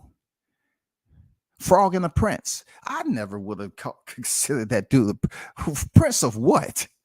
Like, dude, come on, man. Come on. Tell your people to fall the fuck back. I mean, really start to get really, really dirty with it.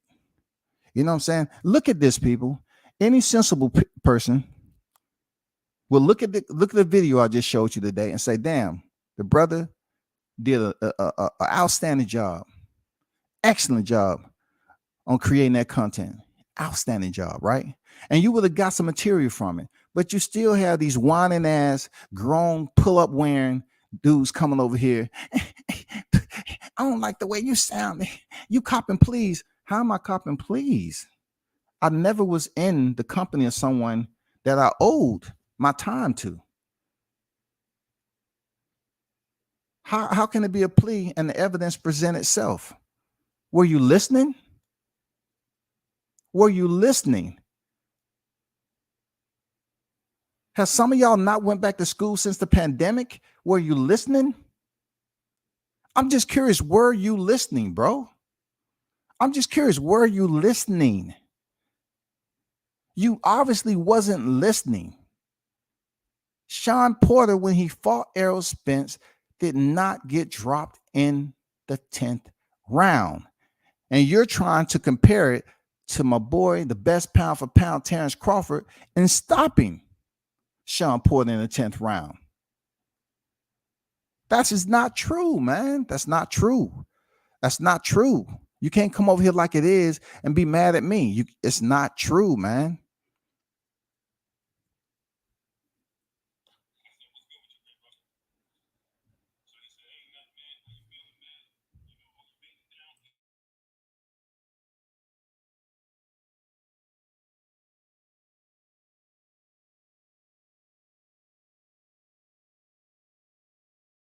I'm not even gonna waste time on that. Let me get back to the chat because the chats deserve it. The chats deserve it. I'm not even gonna start bringing up receipts. Let me see. Santa Man can't mess with you in a debate while refusing to debate him. Crazy. Look, check this out. I'm my own man. You can't influence me to do anything outside my character that I choose not to do. You can't influence me to do it. You don't have no influence over this anyway. You're just a cheerleader. You probably somebody that I actually know that's over here on a fake account. You know what I'm saying? You're over here on a fake account waving pom-poms, dog. You just let me know I am ahead of the game because I was never behind. I was never the runner-up. I have never been the frog, and I'm definitely ain't the prince. You know what I'm saying? I've never been the frog. I'm even giving the haters they love by putting them up here. You know what I'm saying? So why not debate then? You don't ask questions. Because why you ain't debating? Let me and you debate right now on the drop. I dropped the link. Why don't me and you debate solo? Let's see what you have to say. No obscenities, insults, and everything. You go over here and debate Errol Spence and Terrence Crawford with me. And you'll find out the furnace is absolutely a temperature you can't fuck with. You debate me then. Money Team, you debate me right here. I dropped the link. You two get up here at the same time. I keep one of you in the background. You debate me then. Because I wasn't even pouring my energy into Dane Cheyenne. I call 817 as you know, Big Blunts and Boxing said. That's what it was. What's going on, Dundalder? Salute. Here we go again. Solo saying, man, get out your feelings and you in my chat. Come on, bro. Now you over here advocating for your leader. But was he not screaming and yelling when he left my motherfucking live? Come on, bro. And I'm in my feelings. Most of the people that know me, this is the tone I usually talk at, getting to my feelings. Have y'all not had a father in your life? Have you not had a man? Y'all act like y'all never had anybody speak to you in such a low monotone, but yet acute sense of attention. You talking about in feelings? What are you talking about? Y'all, I swear to God, y'all don't read what you're putting in that mug. Y'all don't grab the mirrors and rehearse this shit before you press enter, dog. Does it sound right? Okay, am I gonna look good saying this shit? Okay, damn, okay. You know, come on, bro. Come on, y'all better than this. Solo, you hitting enter a lot, dog. You hitting enter a lot. You over here not making sense. You in my chat, man. You on my boulevard, bro. Look how many times these dudes up here just talking. Easy work. Let's see. All these claims while refusing the debate. Go on, man. How am I refusing anything? Nobody's requesting anything. I dictate the terms. I dictate the terms. You don't dictate shit. I dictate the terms. I know my capabilities. That goes from any one of them. I know what I'm capable of when it comes to recall memory. Pretty much you listen to me speak, you know my recall memory is on point. I can get somebody in their feelings real good. If I want to play the riddle game and goddamn be securities and talk about shit, you know, in different ways, shape, and form from all sorts of angles, I can really work on some shit, man. I can work on the mindset when it comes to talking this boxing. But I don't just cover boxing. I cover mixed martial arts too. Are we going to have a dual conversation on multiple combat sports? Or are we just going to talk about boxing? Because I study both. See, I study both. Y'all just coming over here, you know, just like Errol Spence, one-dimensional. Y'all want to come over here with all this aggression and think because you coming over here throwing punches, that's going to be what it is. That's just not the way it works, bro. What's going on, Andrew White Lightning Murphy, man? Shout out to this young warrior, man, just coming off a win in his hometown. You know what I'm saying? Shout out to Andrew White Lightning Murphy, man. Appreciate you pulling up. Y'all definitely go follow him on IG. You know what I'm saying? Go check him out on IG. Unfortunate for Andrew, he has to walk in. Why? You know what I'm saying? I'm in the midst of a flurry. You know what I'm saying? But be sure to check him out on IG, man. A rising star in the sport of boxing, trained by the one and only legend Roy Jones Jr. You already know what it is, man. Mad talented. Go check him out. Go check White Lightning out. He dropped Sean in 11. I don't know why Solo is reiterating what I already said. I corrected him when he said Errol Spence dropped Sean in the 10th. I was wrong. If you would have just stopped right there, boom. But you want to say, I don't care, who cares, whatever the case may be. Now you're saying, I was wrong, but who cares? I can be wrong. I can continue to be wrong. What did Big Blunts and Boxing say? You're not going to continue to be wrong, and I'm going to say, hey, it's okay for you to be wrong. You know, you're not going to continue to do the same thing, and it's supposed to be okay, and I'm going to sit there and co-sign as if it's okay. Oh, don't worry about it. That's just how they are. They say fake shit all the time. It's not right. That's what it is. No, we need to clean up the YTC and put out conducive information that has merit. You know what I'm saying? It's okay for opinions, but you can't go on a storytelling mission and putting out false information. Errol Spence and Terrence Crawford is nowhere close to being made, haven't been announced, none of that shit. Now they want to slide on over and start talking about other opponents that may be good for Errol Spence to fight if the fight isn't made. No, let's stay on topic. Solo, you ready to hop on the panel? You ready to hop on the panel since you're over here advocating? Listen, bro. Listen. I dropped the link for you to get over here, right? You're not going to out-talk me, man. Time you come out your lips with some bullshit, I'm going to put you in the background. I'm going to put your ass on timeout. You know what I'm saying? I'm going to put your ass on timeout. Because I know for a fact from what you're talking, you're going to come over here and talk some things. Look, you're going to talk some things and say, why don't you do this? Why don't you? That's not what we're doing. You don't dictate my next move. Put in the chat what we talking about. Put in the chat what we talking about. We're not about to have an argument. Were you the one that just said I was emotional, but you putting question marks back to back, back to back, back to back? Stop talking and drop the link. You don't dictate when I drop the link. I drop the link when I feel like it. And you know what? Just for you up here acting childish the way you doing, right? Put in the chat what we're going to talk about. What's the topic? You don't dictate my mood. You're talking about emotions, but you putting question marks back to back. Like I don't understand what just a single question mark means. You're talking about a college graduate, bro. What's with all the damn question marks in recession? Come on, bro. Don't let me burn you down in the chat. Shoot, y'all could debate me. I'm nobody in the YouTube streets. Don't know who you're talking about with the leader talk. What happened with dropping the link? I want to know what we're talking about, bro. What are we going to be talking about? I want the people to be able to, for us to have a conversation that's productive. We're not arguing. We're not calling anybody bitch ass nigga. We're not talking about any type of aspersions, back and forth, verbal sparring. What are we talking about, bro? We're not debating what Blue said. All this has been covered and summarized in Big Blunts and Boxing videos perfectly. What are you over here to advocate? Are we talking about Spence Crawford? I've heard it all.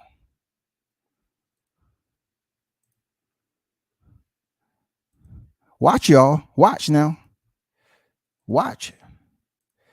This link is only for Solo. This link is only for Solo. Go ahead. There you go, Solo. You better be Solo too, or else I'm putting you in the background. It's not going to do anything embarrassing to me. Time you come out your mouth with some dumb shit, I'm putting you in the background. Go ahead, bro. Shout out D-Ray Promotions in the building. Shout out to Mr. Pads. What's good? Man, you wasting their time, man. Hurry up. You wasting these people time. I want to get on the fight tonight. I'm not giving you that much time anyway to sit up here on my platform. Okay, Carlos Ocampo, come on up. I'm pulling you up from the bottom of the barrel. Let's go. You up there running your mouth. Let's go. Click the link. What are we talking about? You got 2 minutes, bro. You got 2 minutes. You got 2 minutes. And watch what happens, people. When I'm telling you, what's the conversation? What's the topic? Drop the link again. So now you pop up as somebody totally different. Show your face, bro. So I seen you on somebody else's channel already. So I know what you're gonna be on. Bro, you're not even on my level to debate, but I bring you on. What's good, bro? My name is right there. I'm not on anybody else's. This is my government. I seen you. Yes, I have. I seen you on other people's channel. Yes, I have. What you got to No, talk what about? I'm saying is you said I'm under somebody else's name. This is my name. Are you solo in the chat? Yes, sir, I am. All right, let's go. What you want But to talk this is about? my government right there that you see right there. All right, cool, Kevin. No doubt. It's all There you respect. go. But check That's this out. all right. I'm glad it's You was respectful. talking- Like you said, we're not going to be cursing each other. We're not going to be calling anybody out of their name. We're having a discussion, and I'm with that. I appreciate that. But I've heard you on other channels. I have. I don't believe you have. I don't believe you have. Solo is if you look at the numbers, it's not only just solo. You got to repeat the numbers also, because when you put solo in, they say someone else's has this number, so you have to. Your face, bro. I seen your face on other. Now I know you're. I know you're mistaken because I've never been on anybody's ever live before. So you've never been on anybody else's live, but you chose. That's 100% facts. I've never have. I've never you chose WCS. You know, matter of fact, I've spoken with Champside before, but it wasn't my face. It wasn't my face. We spoke before, but it was. I've never been video. Brother? What you want to talk about? But no, we were the topic at hand was but I just heard you say you don't want to discuss Spence Crawford anymore. You've heard it all. But this is all I really have to talk about. Over here. Let me go back. Yeah, go over my post. Yeah, go ahead, please. Because I was responding to everything you said. Whenever you're talking about what the leader talk, what happened. I don't know why you. Yeah, because you just said you here to follow behind your leader. I'm like, who was my leader? Over here, bro. We're not gonna do that over here, Kevin. I respect you as a man, bro. You're not gonna talk when I'm talking, and I'm not treating you like a child. You came over to my chat. We're not doing this. That's where it's at right now. The brothers come over here. They feel that they're just gonna keep on talking and talking over me. Let me read your chat, bro. You said, "Man, wipe your tears. You sound very feminine on this live." That's what you said. What you did sound, because you sound like you was crying. Look, explain to me what I felt. I sound like feminine about. If I could quote you out, but I'll tell you the gist of it. Man, why are you guys over here? You guys didn't go to school. You guys didn't do this. Now you're the one throwing insults at people. But when somebody disagrees with you, you're the one throwing insults. You over here as a mediator for something. I'm not a mediator for anybody. I speak. You understand what I'm saying, bro? I was talking, Kevin. I was talking. So you just interrupted me. You're over here talking about feelings. Yes. That's like a waste of my time to talk about feelings, bro. I'm talking about how you sound. Yeah, how you sound when I take it out the feelings. Oh, it's all about how I sound. So you're not all right, hold for on. The content. Can we talk about the content at hand, though? Can we talk about the content at hand? It's all about how a brother sounds. I want to know where you stand on this. Let's get to that, because you're really avoiding everything. We're talking about how someone sounds. Oh, so we're not talking about boxing now. So we're not talking about boxing. Oh my God, man. Oh, so we're not talking about boxing now. This is what we're talking about. We're talking about other things. I can't do this with you, bro. I already knew. I could see where you was going with it. You don't want to debate. Look, you think you're gonna come over here and dictate the pace. I try to treat you like a grown ass man, but you're coming over here talking about the way a person sounds when you have individuals that's yelling and kicking and screaming and yelling, and you cooked them. You'll be the same dude that's talking about, you cooked them. But you come over here and talk about how I'm sounding. Now that's some feminine type shit. You going over here on my chat, typing, entering, and you say, oh, it's the way you sound. Now that is some feminine shit right there. I asked you, what did you want to talk about boxing, and you're acting like you are a life coach. This is what I want to do, talk about boxing, but you're talking about other things now. Bro, that's what I want to talk about. Having an argument on my shit, bro. It's a discussion. It's a discussion. It's a big difference. What I sound like isn't a discussion. Here you go about what you sound like. My shit. Here I go. Yeah. Oh, what happened to not using vulgar language, brother? I dropped the link. What happened to not using vulgar language, brother? What happened to not using vulgar language, brother? You're a tough guy over there. Hey, I'm a tough guy over there. And get your ass out of here, bro. Go back to working. Hold up the stop sign so traffic can come through. You know, put slow. Turn it around and put slow so traffic can come through. Tell me I'm acting tough. You ain't nobody else's channel up here. You're not on nobody else's channel, bro. You're gonna come over here and lie and like I haven't seen you with the same vest on, to my acting tough. Get your ass up out of here, bro. Get your ass up out. You know how many people up here be talking shit and cutting people off and cussing them out? You over here. You sound, man, get the fuck out of here, bro. I'm disappointed. Get your crying, whining. It's just the way you sound. Sound like what? Did you miss the whole entire live and you want to come over here and talk about a way a person sound? Get your soft ass out of here.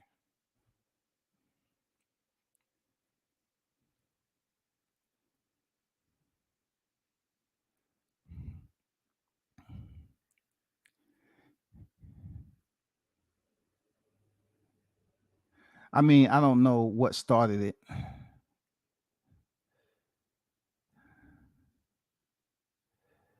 Yeah, you want to say what I am. You want to go over here and name calling. It just proves the fact of what he mentioned about flies. Dude, you're outside on the street. You must be a fly. You must be frustrated because you're beneath the temperature of being out there in a construction setting.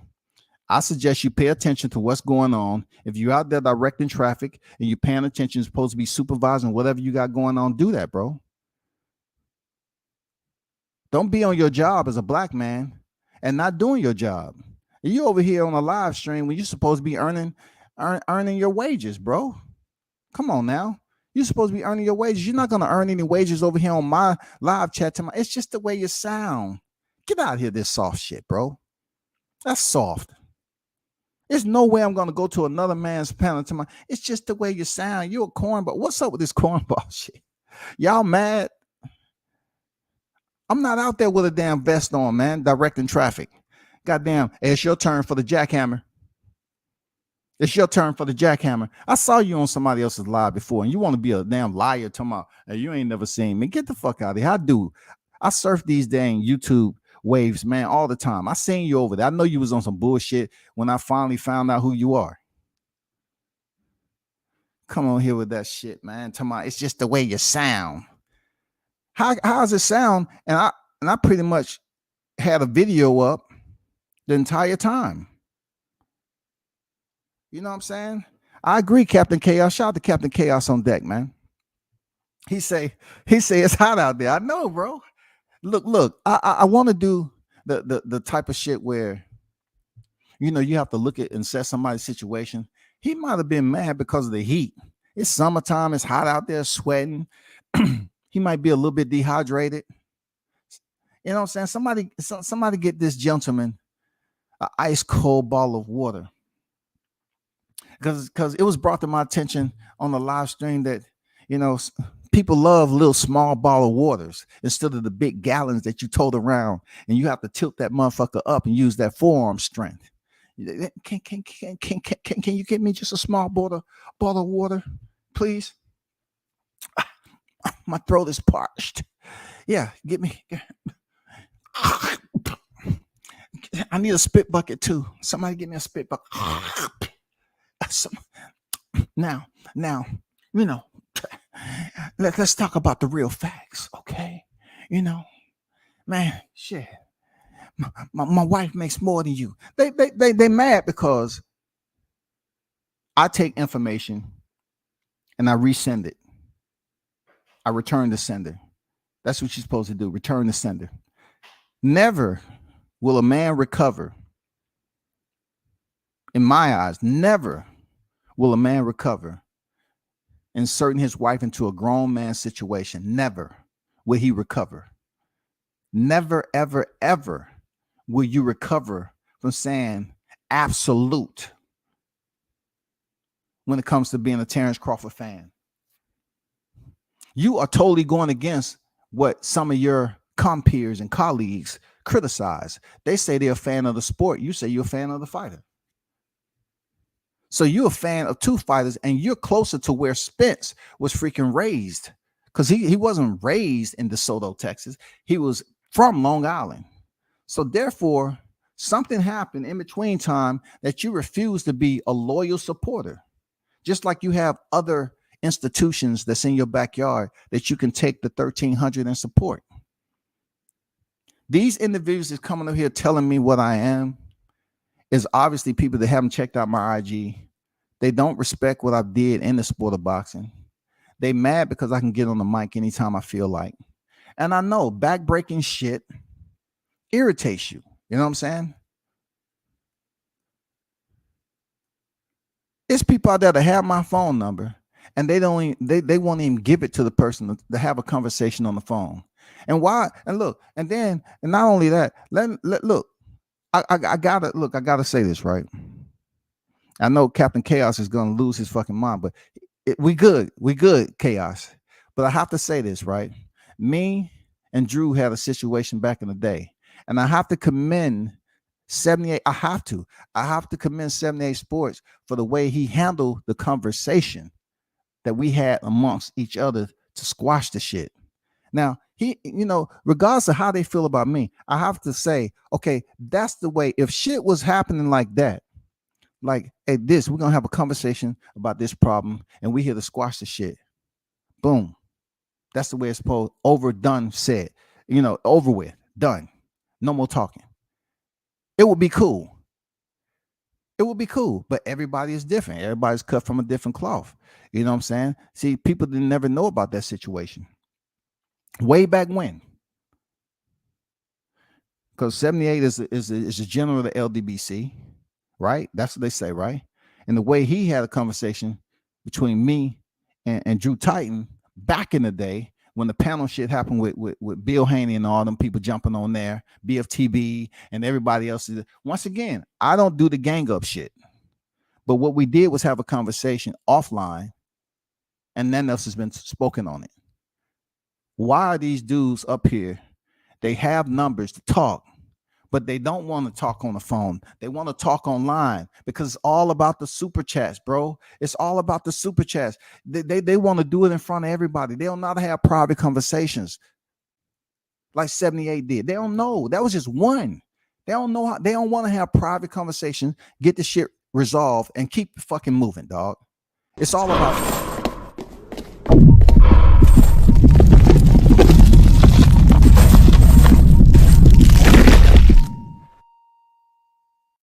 Telling you, it ain't pretty. This shit ain't pretty, bro. Shout out to Captain Chaos doing his thing, though. You know what I'm saying? You don't dictate who I rock with. Like, the dudes is over there. Let's just say it's some dudes that support Cheyenne. They never, they never did shit to me, but they support him just because we have this conflict of interest that's going on. As long as they don't say shit about me, I don't have no problem with that. I don't sit up here and click up for people to handle my situation. I just pretty much look at it like it's something I can talk about one-on-one or handle my shit, I'll do it. But these dudes always like to click up like ants, man. They're not even fire ants, man. They just little gnats. You know what I'm saying? The gnats just fly around. Listen to me. It's the way you sound. How's it the way I'm sounding?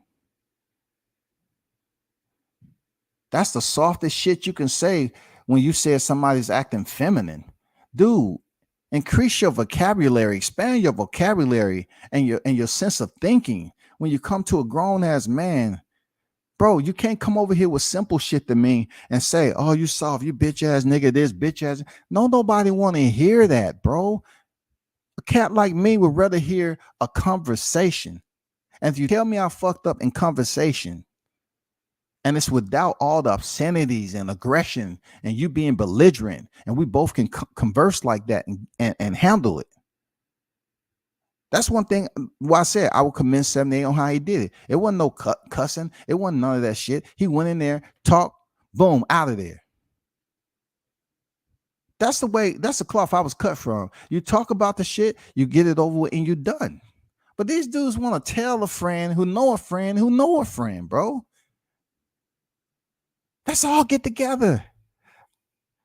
Go over there to his channel. Raid.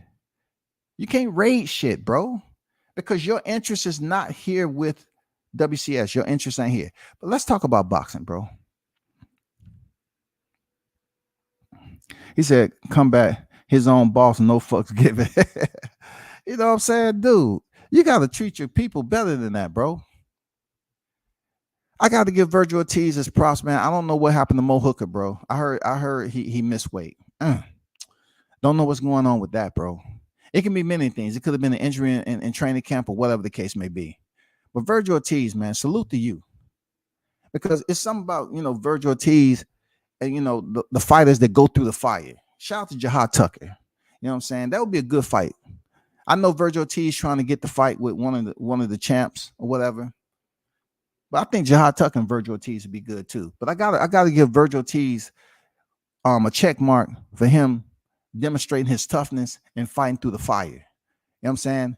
He showed his mettle, man. I like how he went in there and faced adversity and fought his way up out of there. Not sloppy. He stayed disciplined, tight, and he made the adjustments. Dude is 18 victories in with 18 stoppages. You got to salute the dude. At one point in time, Edgar Berlanga was the dude. But let's do it. Let's work to the scales. Let's approach the scales now. We definitely know when it comes to being fundamentally disciplined, sound, boxing skill wise, Virgil Ortiz heavies the scales more than Edgar Berlanga. That's why I'm telling you that I don't know how long he's going to be able to make that 147 limit, but he is a very sound, disciplined, tough fighter to look out for. He is. Just like Jaron Ennis. These fighters are the new guard. These are the individuals that I talked about way back in the day that was pretty much going to change over. The old guard is on their way out or moving up to 54, 60, whatever they choose, and the new guard is on deck. It's going to be a steady rotation from 40 to 47, 47 to 54. Terrence Crawford and Errol Spence, sooner or later, they're going to rotate out. Whether they fight or not, they're going to rotate out. And then you're going to have the Jaron Ennis's. You're going to have the Virgil Ortiz. You're going to have the Jihad Tuckers. You know what I'm saying? You're going to have these individuals that's there to take over 47. You're going to have the Conor Benns. You're going to have these individuals that's there to take over. Don't know what Keith Thurman got going on. You know what I'm saying? I'm glad Danny Garcia is at 154. I'm glad.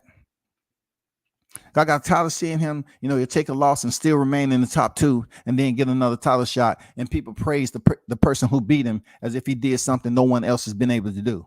Oh, he did the boy dirty. Okay, he did him dirty because that's what fighting style he chose for that person to put him in that position to get done dirty. You know what I'm saying? If you stay there with limited head movement and take that punishment, yeah, you're going to swell the fuck up like Yordenis Ugas did after he knocked the mouthpiece out of Errol Spence. Shout out to Virgil Ortiz, man. I'm looking forward to seeing him fight Michael McKinson. Finally, after some delays and everything, he gets to step in there with Michael McKinson, and I think it's going to be a damn good fight. But I think he's going to stop him. Michael McKinson doesn't present that knockout power. And when you have a hard-charging fighter like Ortiz, you're going to have to make him earn. You know what I'm saying?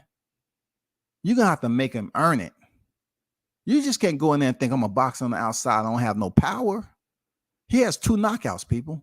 You have to earn the respect of Virgil Ortiz so you can get him off of him. This man is 18 victories in, 18 knockouts. You have to have some type of damn tool in the shed to keep him honest. Else he's going to walk you down. He's going to walk you down, bro. And it's not going to be good.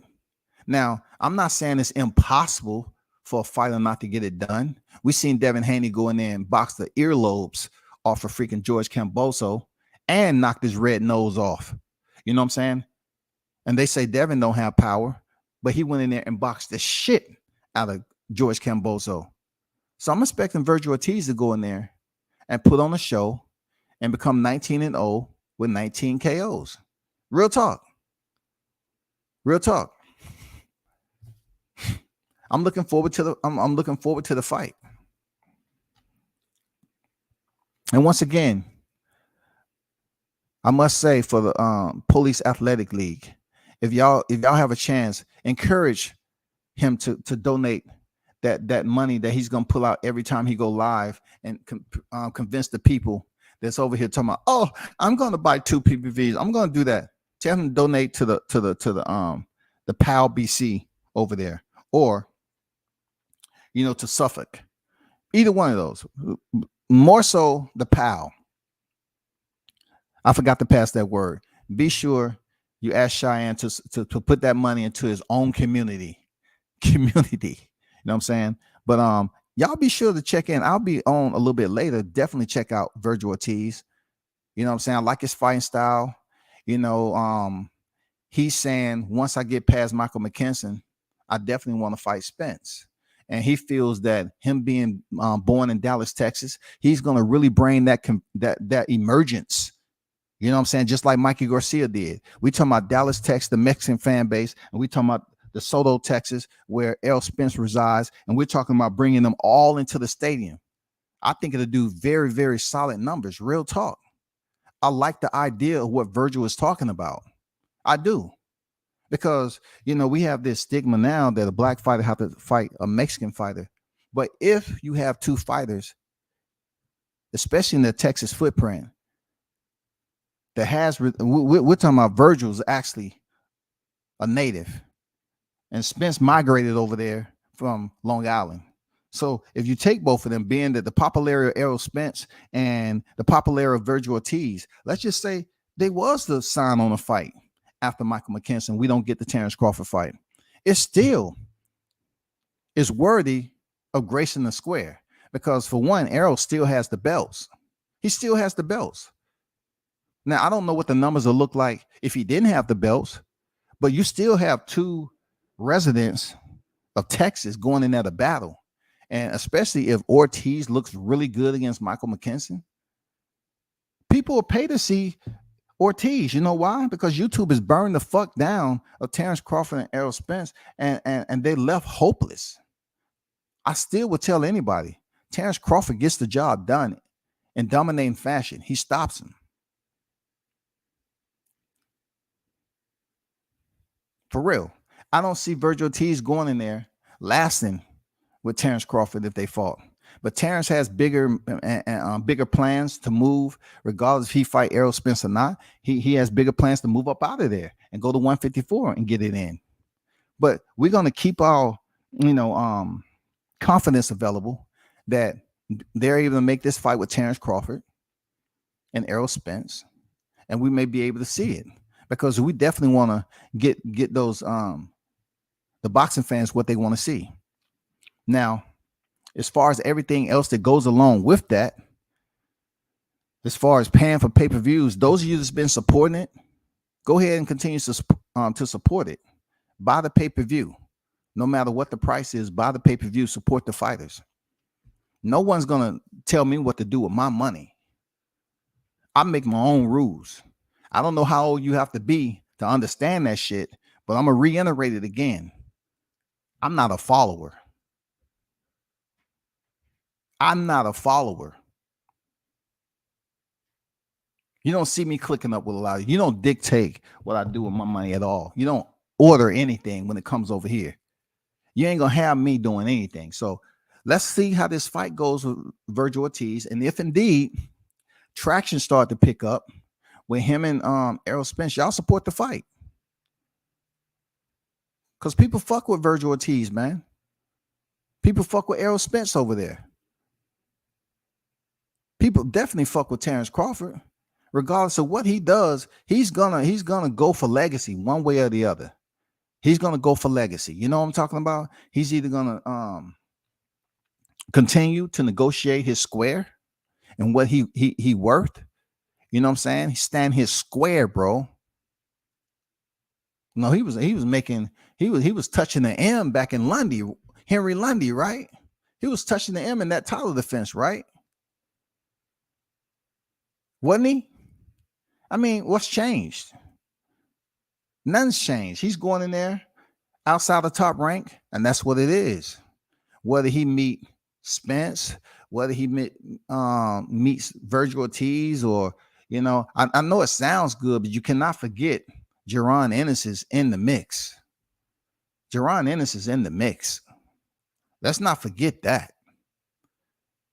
You know, it sounds good to put the information out there on what your goal set is, Ortiz, but you never forget Jaron Ennis is in the mix. He wants that same opportunity to grace the square like you do, bro. We cannot forget about Jaron Ennis being in the mix. We definitely want to take notice to Jahad Tucker that's on the rise quickly, 8-0, putting on a show. You know what I'm saying? 8-0, putting on a show. He's been televised ever since his debut.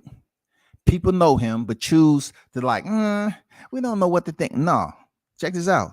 He's at the 147-pound division, bro, with the Jaron Ennis's and the Virgil Ortiz, the Conor Benns. He's there, bro. Y'all have to pay attention to him. The dude is only 19. I forget. He's only 19 years old. I keep forgetting, man. Jaron Ennis is like 23, 24. These some young lions, bro. Virgil Ortiz is young too. These are some young motherfucking lions in this shoot. Can you imagine these cats being so young? Just think if they get a title at 47. The only stipulation that's gonna demand them to buckle down is their weight.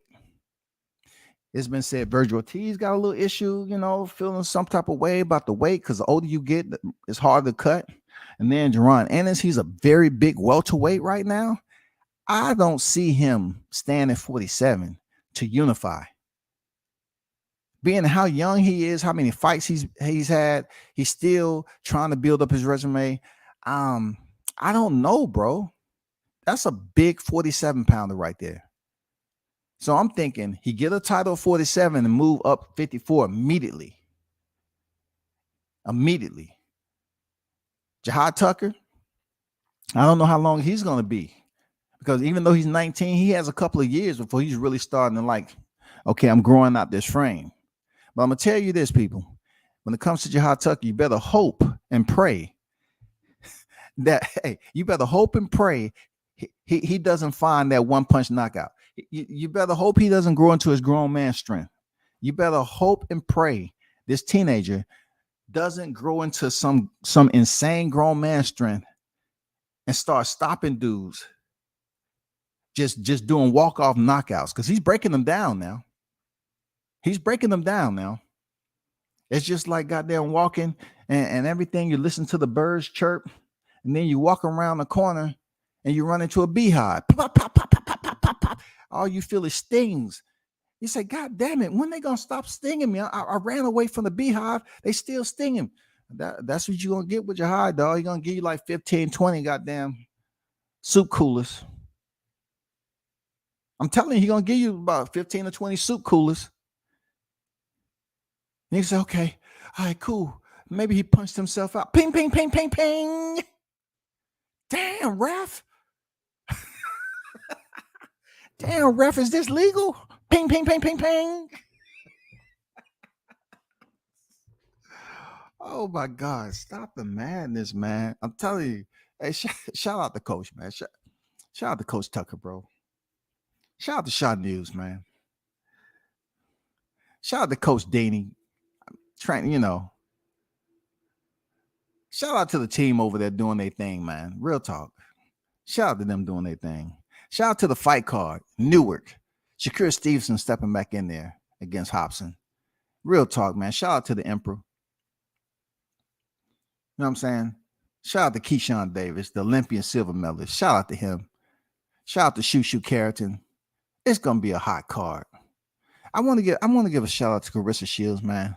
Go over there and smoke Savannah Marshall, bro. Because we all know when it comes to boxing, that Carissa, we all know where you at on it. Go in there and give Savannah Marshall a boxing lesson. Let her know it's not all about power all the time. Especially when you have defense and you have the hand speed of a Carissa Shields. You know what I'm saying? Go in there and put on a motherfucking lesson. Make it so lopsided that by the time she turns out of, you know, for the post-fight interview, she looking out there and people done walked out, huh?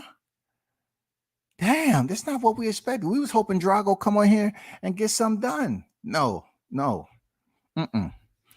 One thing we can say about Clarissa, she is not small and frail like people think. She holding her weight at that division really good. And you want to talk about clout chasing? Savannah Marshall's just about clout chased as much as she possibly can off being the only one to defeat Clarissa Shields. That's over. You got to go in there and prove if you can repeat. You have to go in there and repeat. Now, if you go in there and repeat there, Savannah, maybe you might have an argument. Maybe you might have bragging rights, but I don't see it. I don't see it.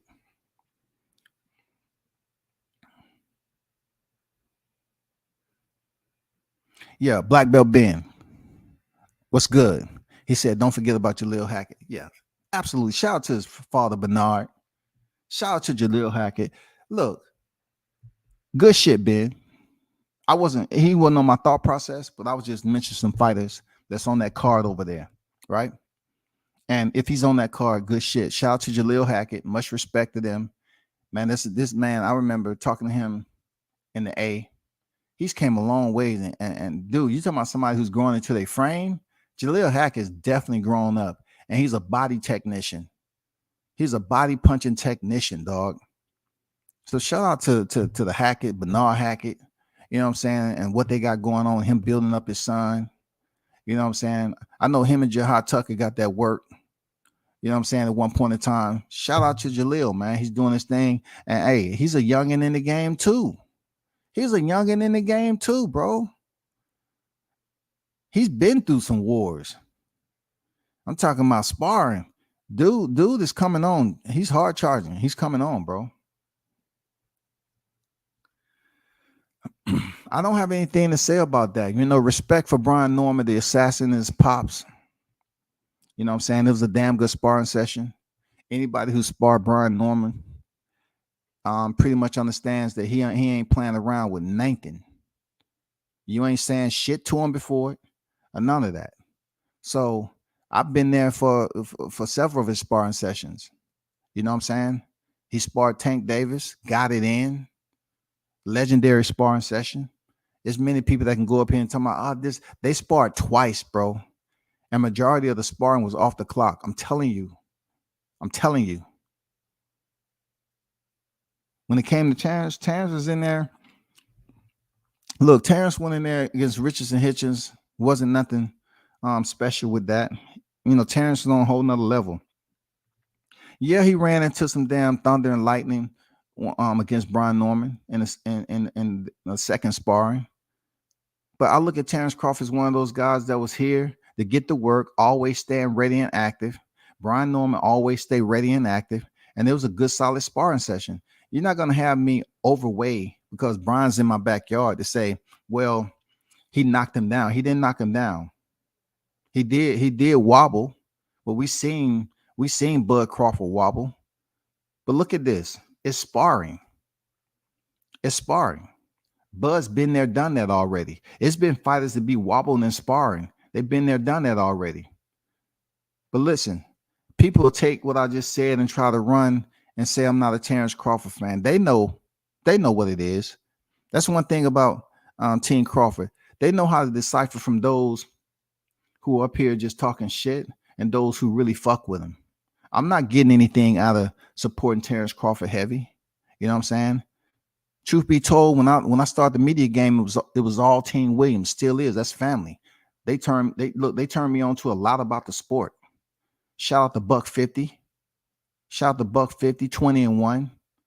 Shout out to Buck 50. You can say what you want about his performance at the MSG, but check this out. He was 138. He's fighting at 147. He, dropped too much weight, depleted. And even in his depleted state, that dude still went in there and got up and went to the fourth round. Weak as shit. Wasn't popping the mitts before the fight. Looked weak, drained, all that.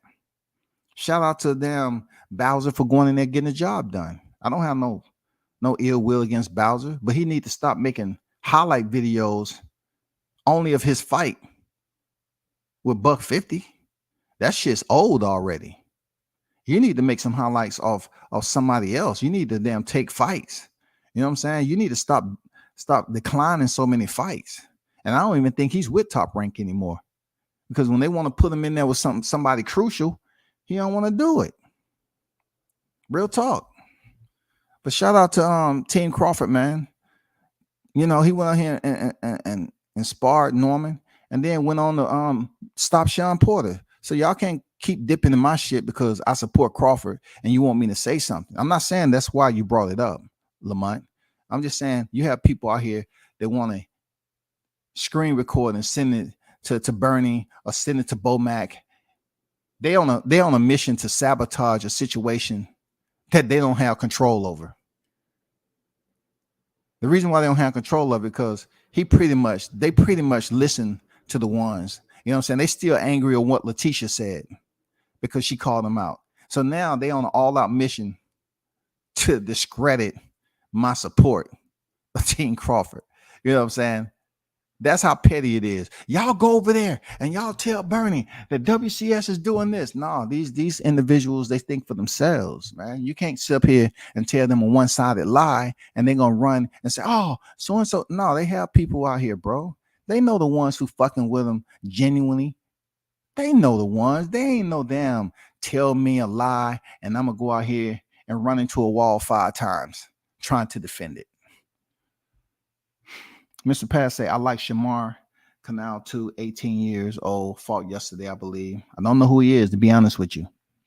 Oh, signed to Devin Haney promotion. Okay, I'll check him out. Another big shout out to Big Blunts Boxing. You know what I'm saying? Big Blunts and Boxing.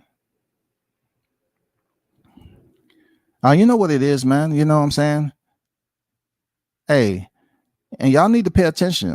Brian Norman's about to be back on the scene. He was just going through some stuff, whatever, you know, like in boxing, but he's about to be back on the scene, bro. He's about to be back on the scene. Real talk. That's a person you should keep an eye out. I know he was just over in Philly getting some work. I don't know who he got work with over there, but shout out to YSM. He did a video, and of course they was talking about the tank sparring and so forth. I was there, but they don't give me no credit for being there because I didn't have big enough numbers, but I was the only YouTube guy there. Content creator. I was the only one there doing that sparring, both sparring matches. I was the only one there. I saw everything. Nobody can say what I didn't see. I was there. I seen it go down. I seen the war. I seen the carnage with my own eyes. I was there for the freaking Crawford sparring. I was there when Jahai pulled up and they sparred. I was there. Not only look, they talk about how Brian Norman sparred Tank twice. Guess what? Jahai sparred freaking Brian Norman twice too. Just a tidbit of information. They sparred twice before he left. You know what I'm saying? They sparred twice.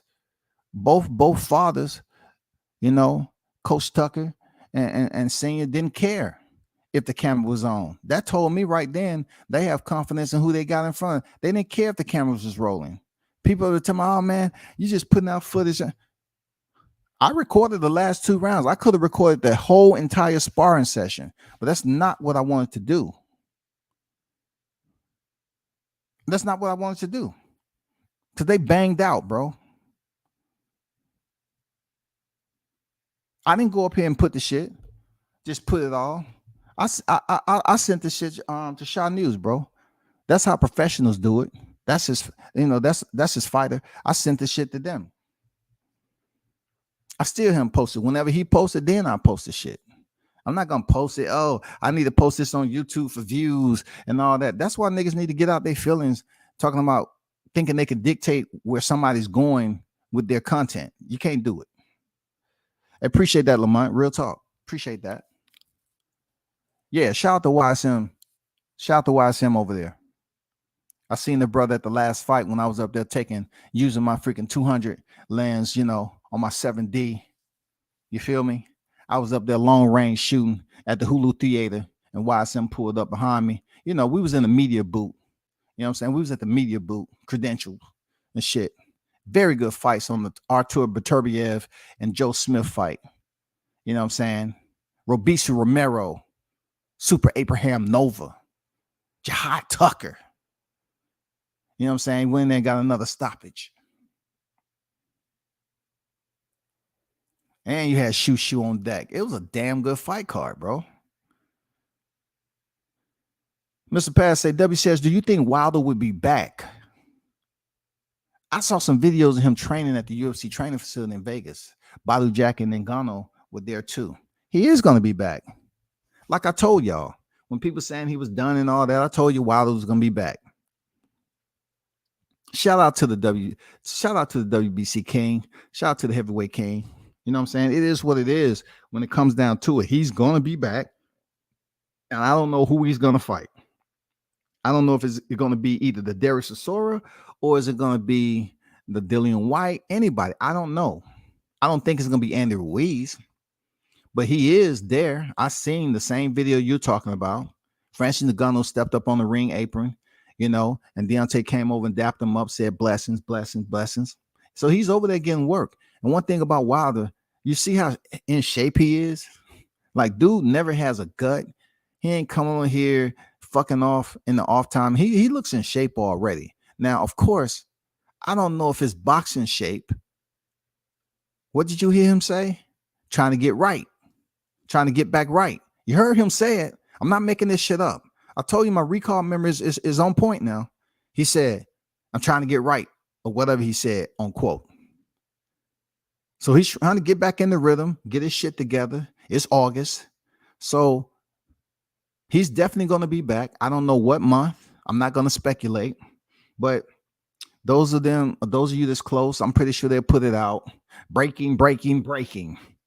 Wilder due back this date. I don't know. I haven't heard of a specific date and an opponent, but I know it's not going to be against Francis Ngannou. I know that's not going to be the case. Francis Ngannou, that's not going to be the case. But it's good to see him back in the square, bro, getting that training in. Real talk. Good question, too.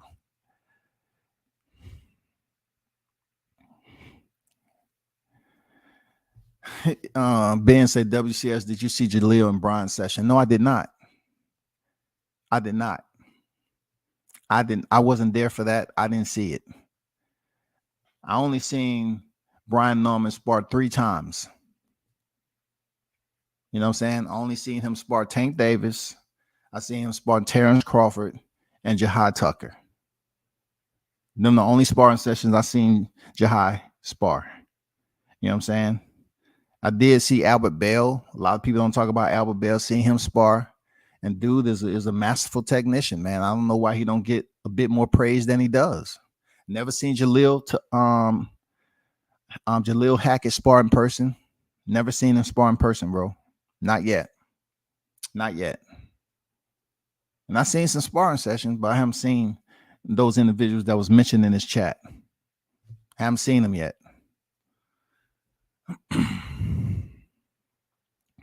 Who is the boxer so far this year that has improved the most, in your opinion? Good question.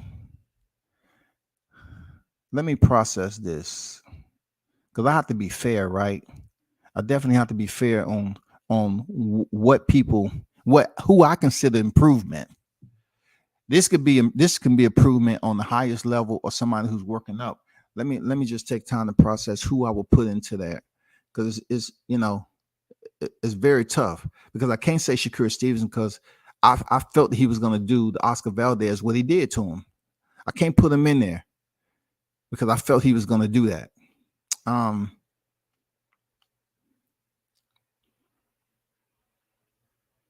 Let me see. Who would I feel that improved the most? Totally exclude the 60-pound division. 68, 75. I will have to say, deep down inside, man, I will have to pin Devin Haney. It was tight between Devin Haney and Jermell Charlo. This is what I'm talking about, improvement. Up to that point, I have been on record as being very critical of Devin Haney's resume, which was, in my consideration, accurate, right? So, it's no more email shit. There's no more Zaud Abdullayev opponent. There's no more Alfredo Santiago. There's none of that. There's no more going the distance with Yurkis Gamboa and proving he can go the distance. None of that. That's not even the question, right? There's no more, oh, you look mediocre against Jojo Diaz, so you're still suspect. No more.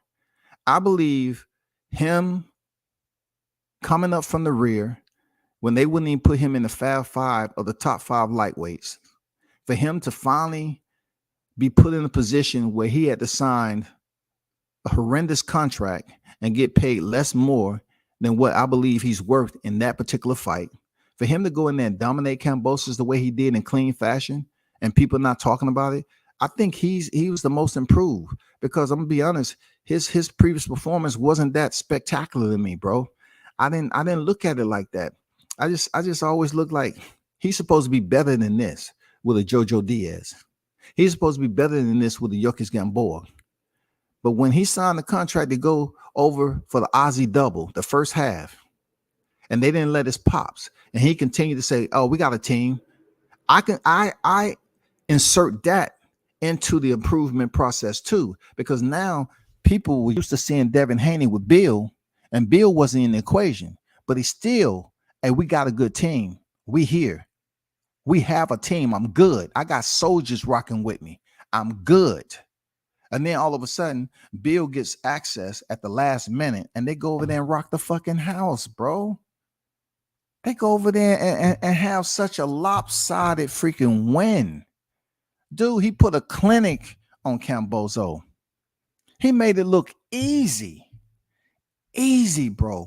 I have to give him the nod for improvement, especially him coming from the back, signing a horrendous contract. He has to go over there a second time. He became undisputed, bro, in the 4-belt era. Undisputed.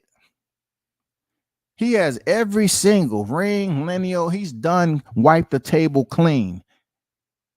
I have to give him his props. It was close between him and Jermell Charlo, because Jermell came back in the rematch and stopped Brian Castaño. He broke him down. He engaged into the warfare of close quarters combat. He didn't shy away and sweep the outside, hang out on the ropes, and act like, oh no, I don't want to, and I don't want to be a part. No, Jermell Charlo, man, he let it hang, bro. He let the shit. He let the fans know, yeah, I can do this. I ain't scared. He engaged when it came down to throwing on the inside. But I don't think it supersedes that of Devin Haney. I think the obstacles that was placed, and then him going in there with little money, very low percentage on the when it comes to the back end. It was lopsided all the way. It was lopsided in negotiation process when him signing the contract, but it was lopsided the ass beating that he gave Kambosos. Period. I gotta give it to Devin Haney. Now, why he's not getting the love still? Just like I said about Deontay Wilder, they never gonna appreciate you when you keep on shining and going in here knocking motherfuckers out. So I can't say Devin Haney is switched it up, because he won the titles and you haven't really seen him out here in front of the mic. I can appreciate that, because he really wasn't talkative in the beginning, because people had doubt. He go over there and kick Kambosos' ass, and he's still incognito. Look, I gotta give him his salute, man. Good shit, Bill.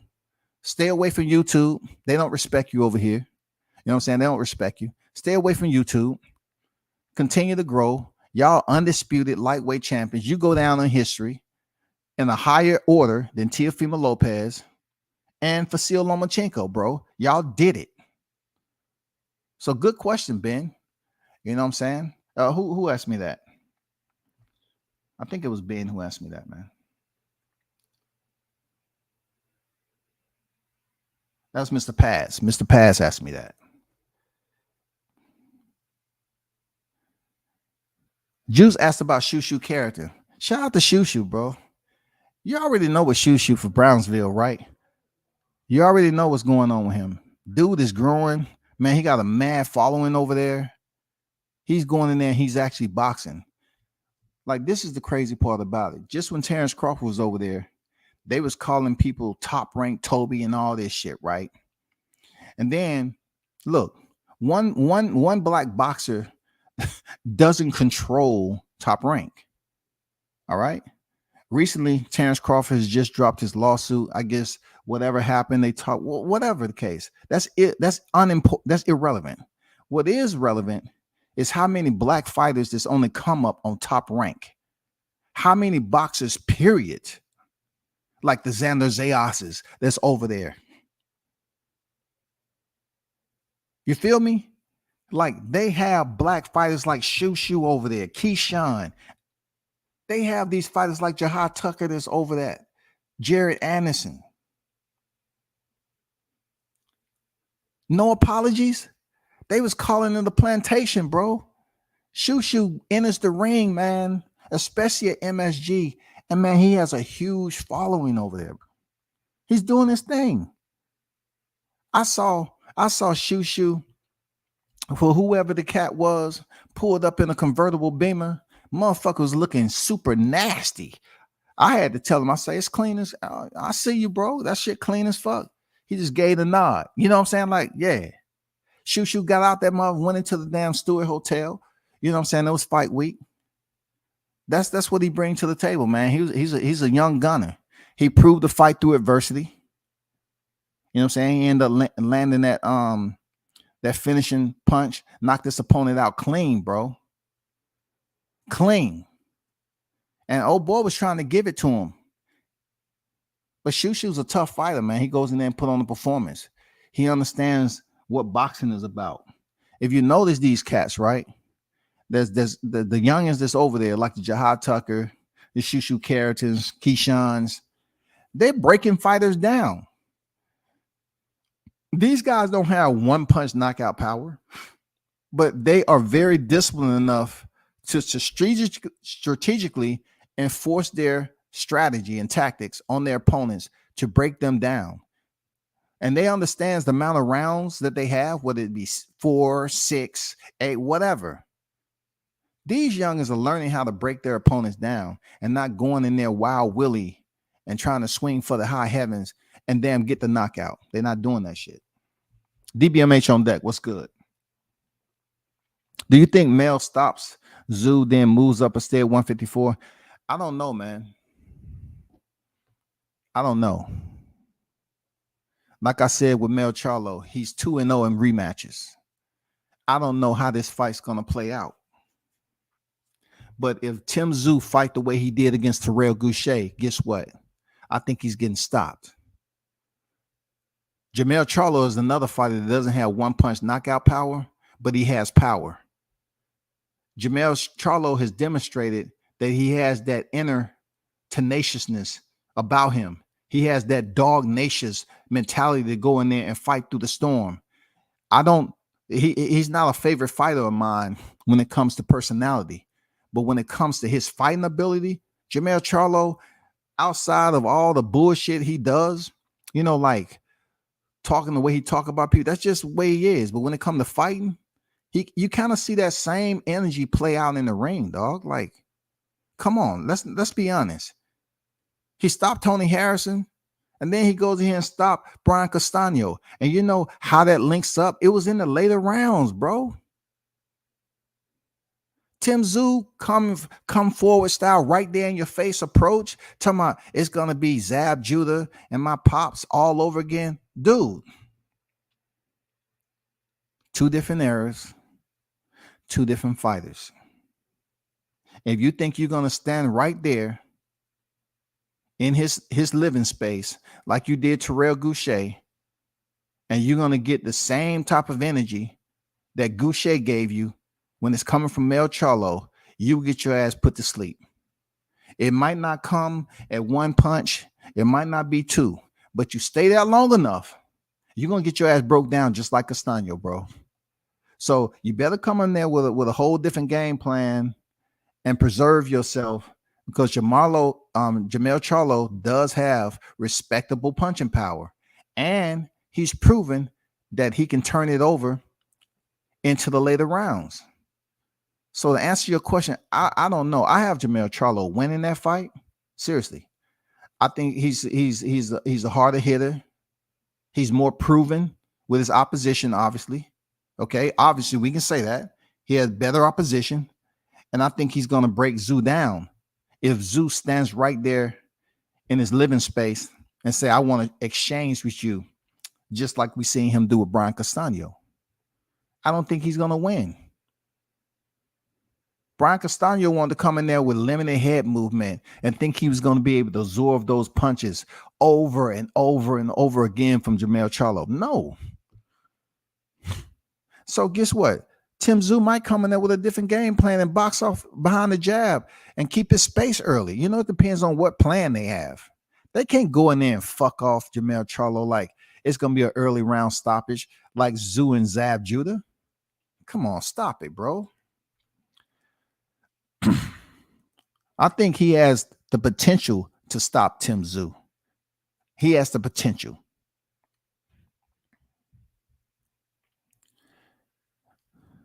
Big Blunts and Boxing said, OG, can I get your thoughts on Regis Zepeda at 140? Love it.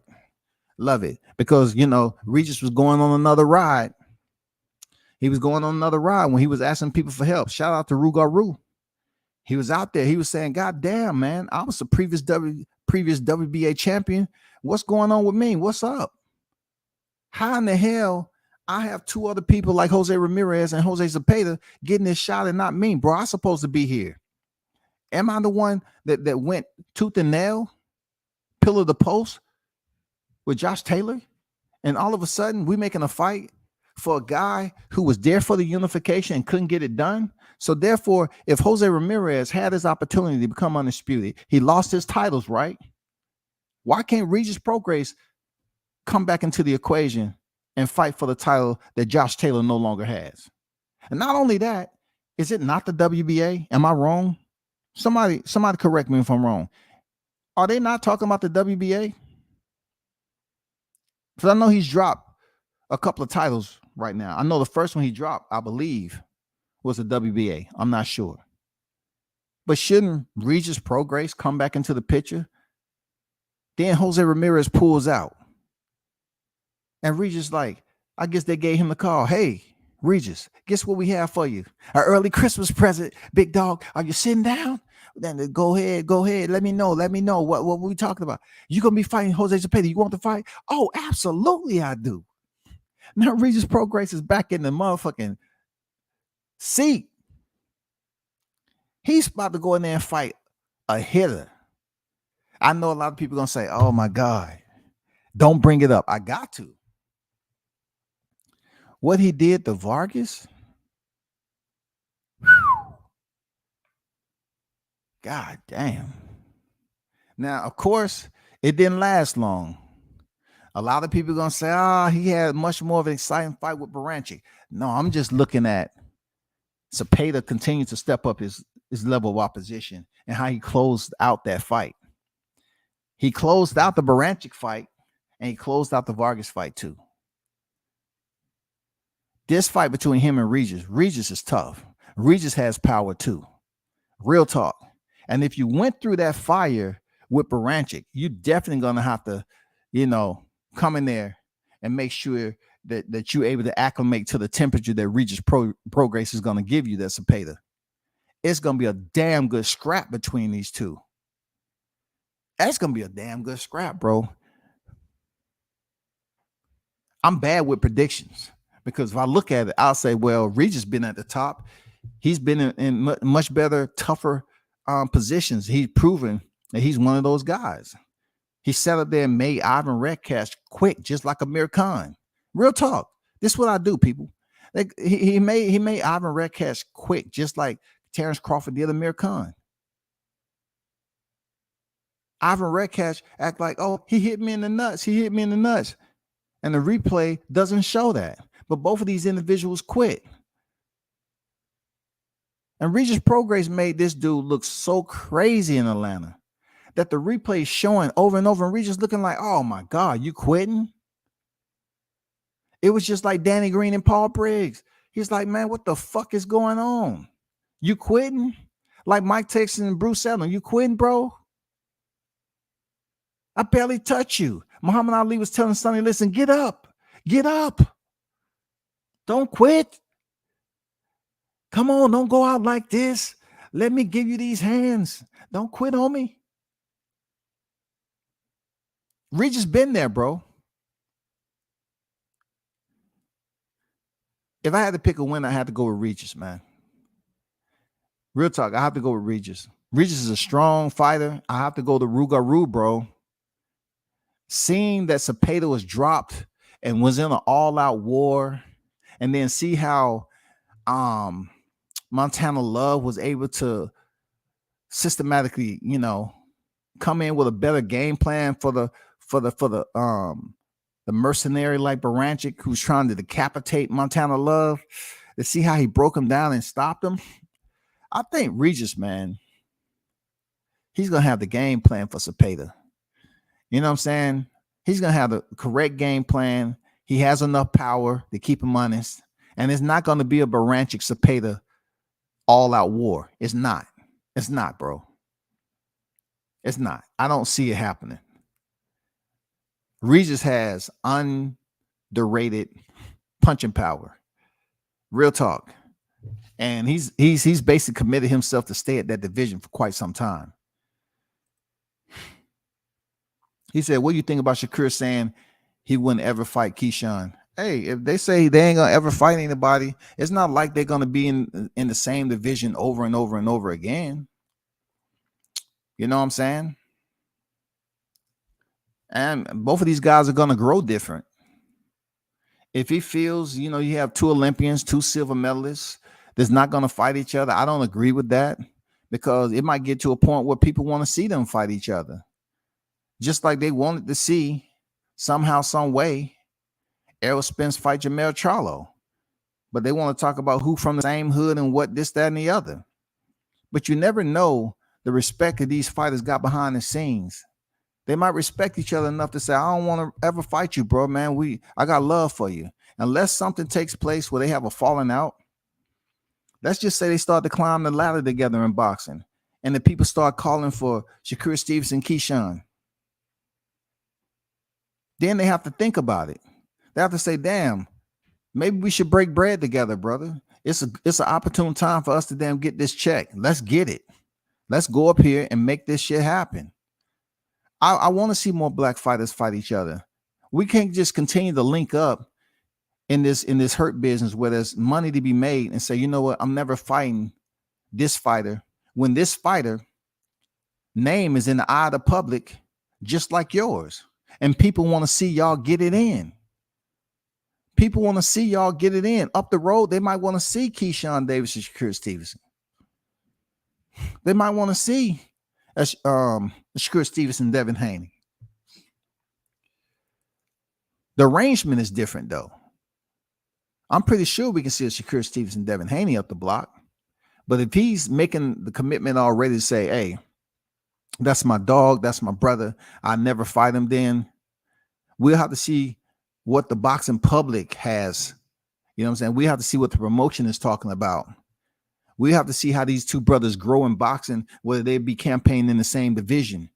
We have to truly take that in consideration. But it would definitely be a tremendous fight up the road, of course. Not right now, up the road.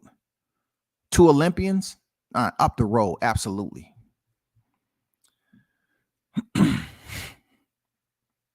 Yeah, absolutely, Ben. You got to go with that, Ben. I like his heart and grit in the ring. But as far as his personality, I don't have to deal with him like that. But I just know the way he used to, just be so cantankerous, man, outside the ring and just be impulsive the way he does. I'm like, I really don't want to, be like that, man. Like, dude is just absolutely disrespectful. And maybe he would have a larger fan base to the point where he can be a PPV star. But like I said before, I don't know why the Charlos are not in the same position as Errol Spence when it comes to Jerry Jones. I don't know. Maybe he just don't want to deal with their attitude and the way they are as people. because we know Errol Spence is much more of a low-key type of individual. Real talk. And for him to be able to associate himself with Errol Spence, him being Jerry Jones, enough to say, yeah, I'm a co-sign for you when he was in Frisco, get in the ring and everything, and start to have him go to the AT&T Stadium and fight and so forth. He must have felt some type of comfort, you know what I'm saying, and respect for him to do that, because we know Jerry, man, Jerry is the grand pooper, dog. Jerry Jones is a creme de la creme at the end of the day. And he's freaking co-signing Errol Spence out of Long Island. He's co-signing him. He's bringing him along. Why can't the Charlos do that? I don't know, bro. Regis said his coach trained both him and Cepeda, right? I guess the coach is sitting this one out. Yeah, they know each other. And what Regis said is, we both have knockout power. He's familiar with him. Cepeda's familiar with Regis. Regis familiar with Cepeda. He said they both have knockout power. So I don't think we're going to be in the dark about the equalizer. You know what I'm saying? Factors that's going to play a huge role when these two finally lock horns. I'm not saying one of them can't get knocked out. I'm just saying that it's all about who has more respect for the other when it comes down with the familiarity process. I don't think Regis is going to come out the gate just winging and swinging and trying to knock Cepeda out. I think he respect the fact that Jose Cepeda is tough and he can rise off the canvas and get that win. Regis don't want to go in there and put away rounds, you know, punching himself out when he can't get Cepeda up out of there. Regis is tough, bro. Cepeda is tough. I really can't tell you, but I'm going with Regis, though. I just think his overall experience, like I said, the level for which he's fought, I think it's gonna be on display, regardless of familiarity or not. It's gonna come down to a test of wheels, man. It's gonna come down to a test of wheels. So if the coach is gonna sit this one out, cool. But let's see a good fight. Let's see a real, genuinely good fight between these two. Because at first his name wasn't in the hat. It was Jose Ramirez. Now they insert Regis into the fray. And this is the guy who he knows. He knows him.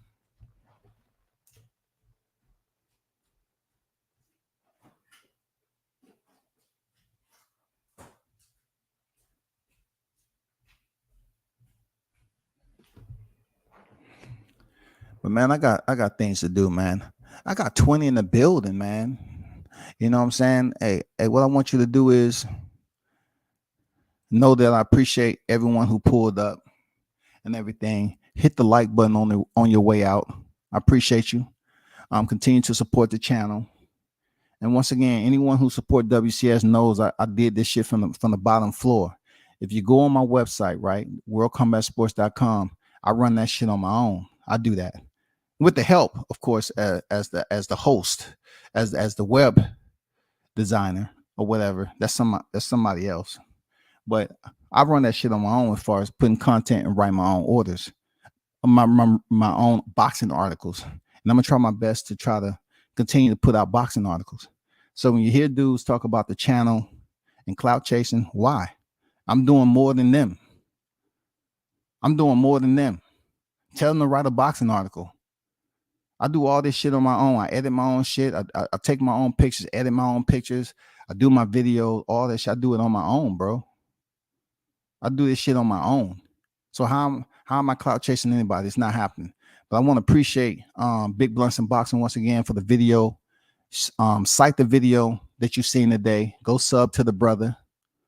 I would suggest to you continue to create content. Outstanding job with how you put that together and the delivery and everything else. Nobody else can take that shit away. That's why I didn't want to invite anybody on the panel that was over here whining and crying because they frustrated. There's a pothole in the street and they gotta feel that shit in.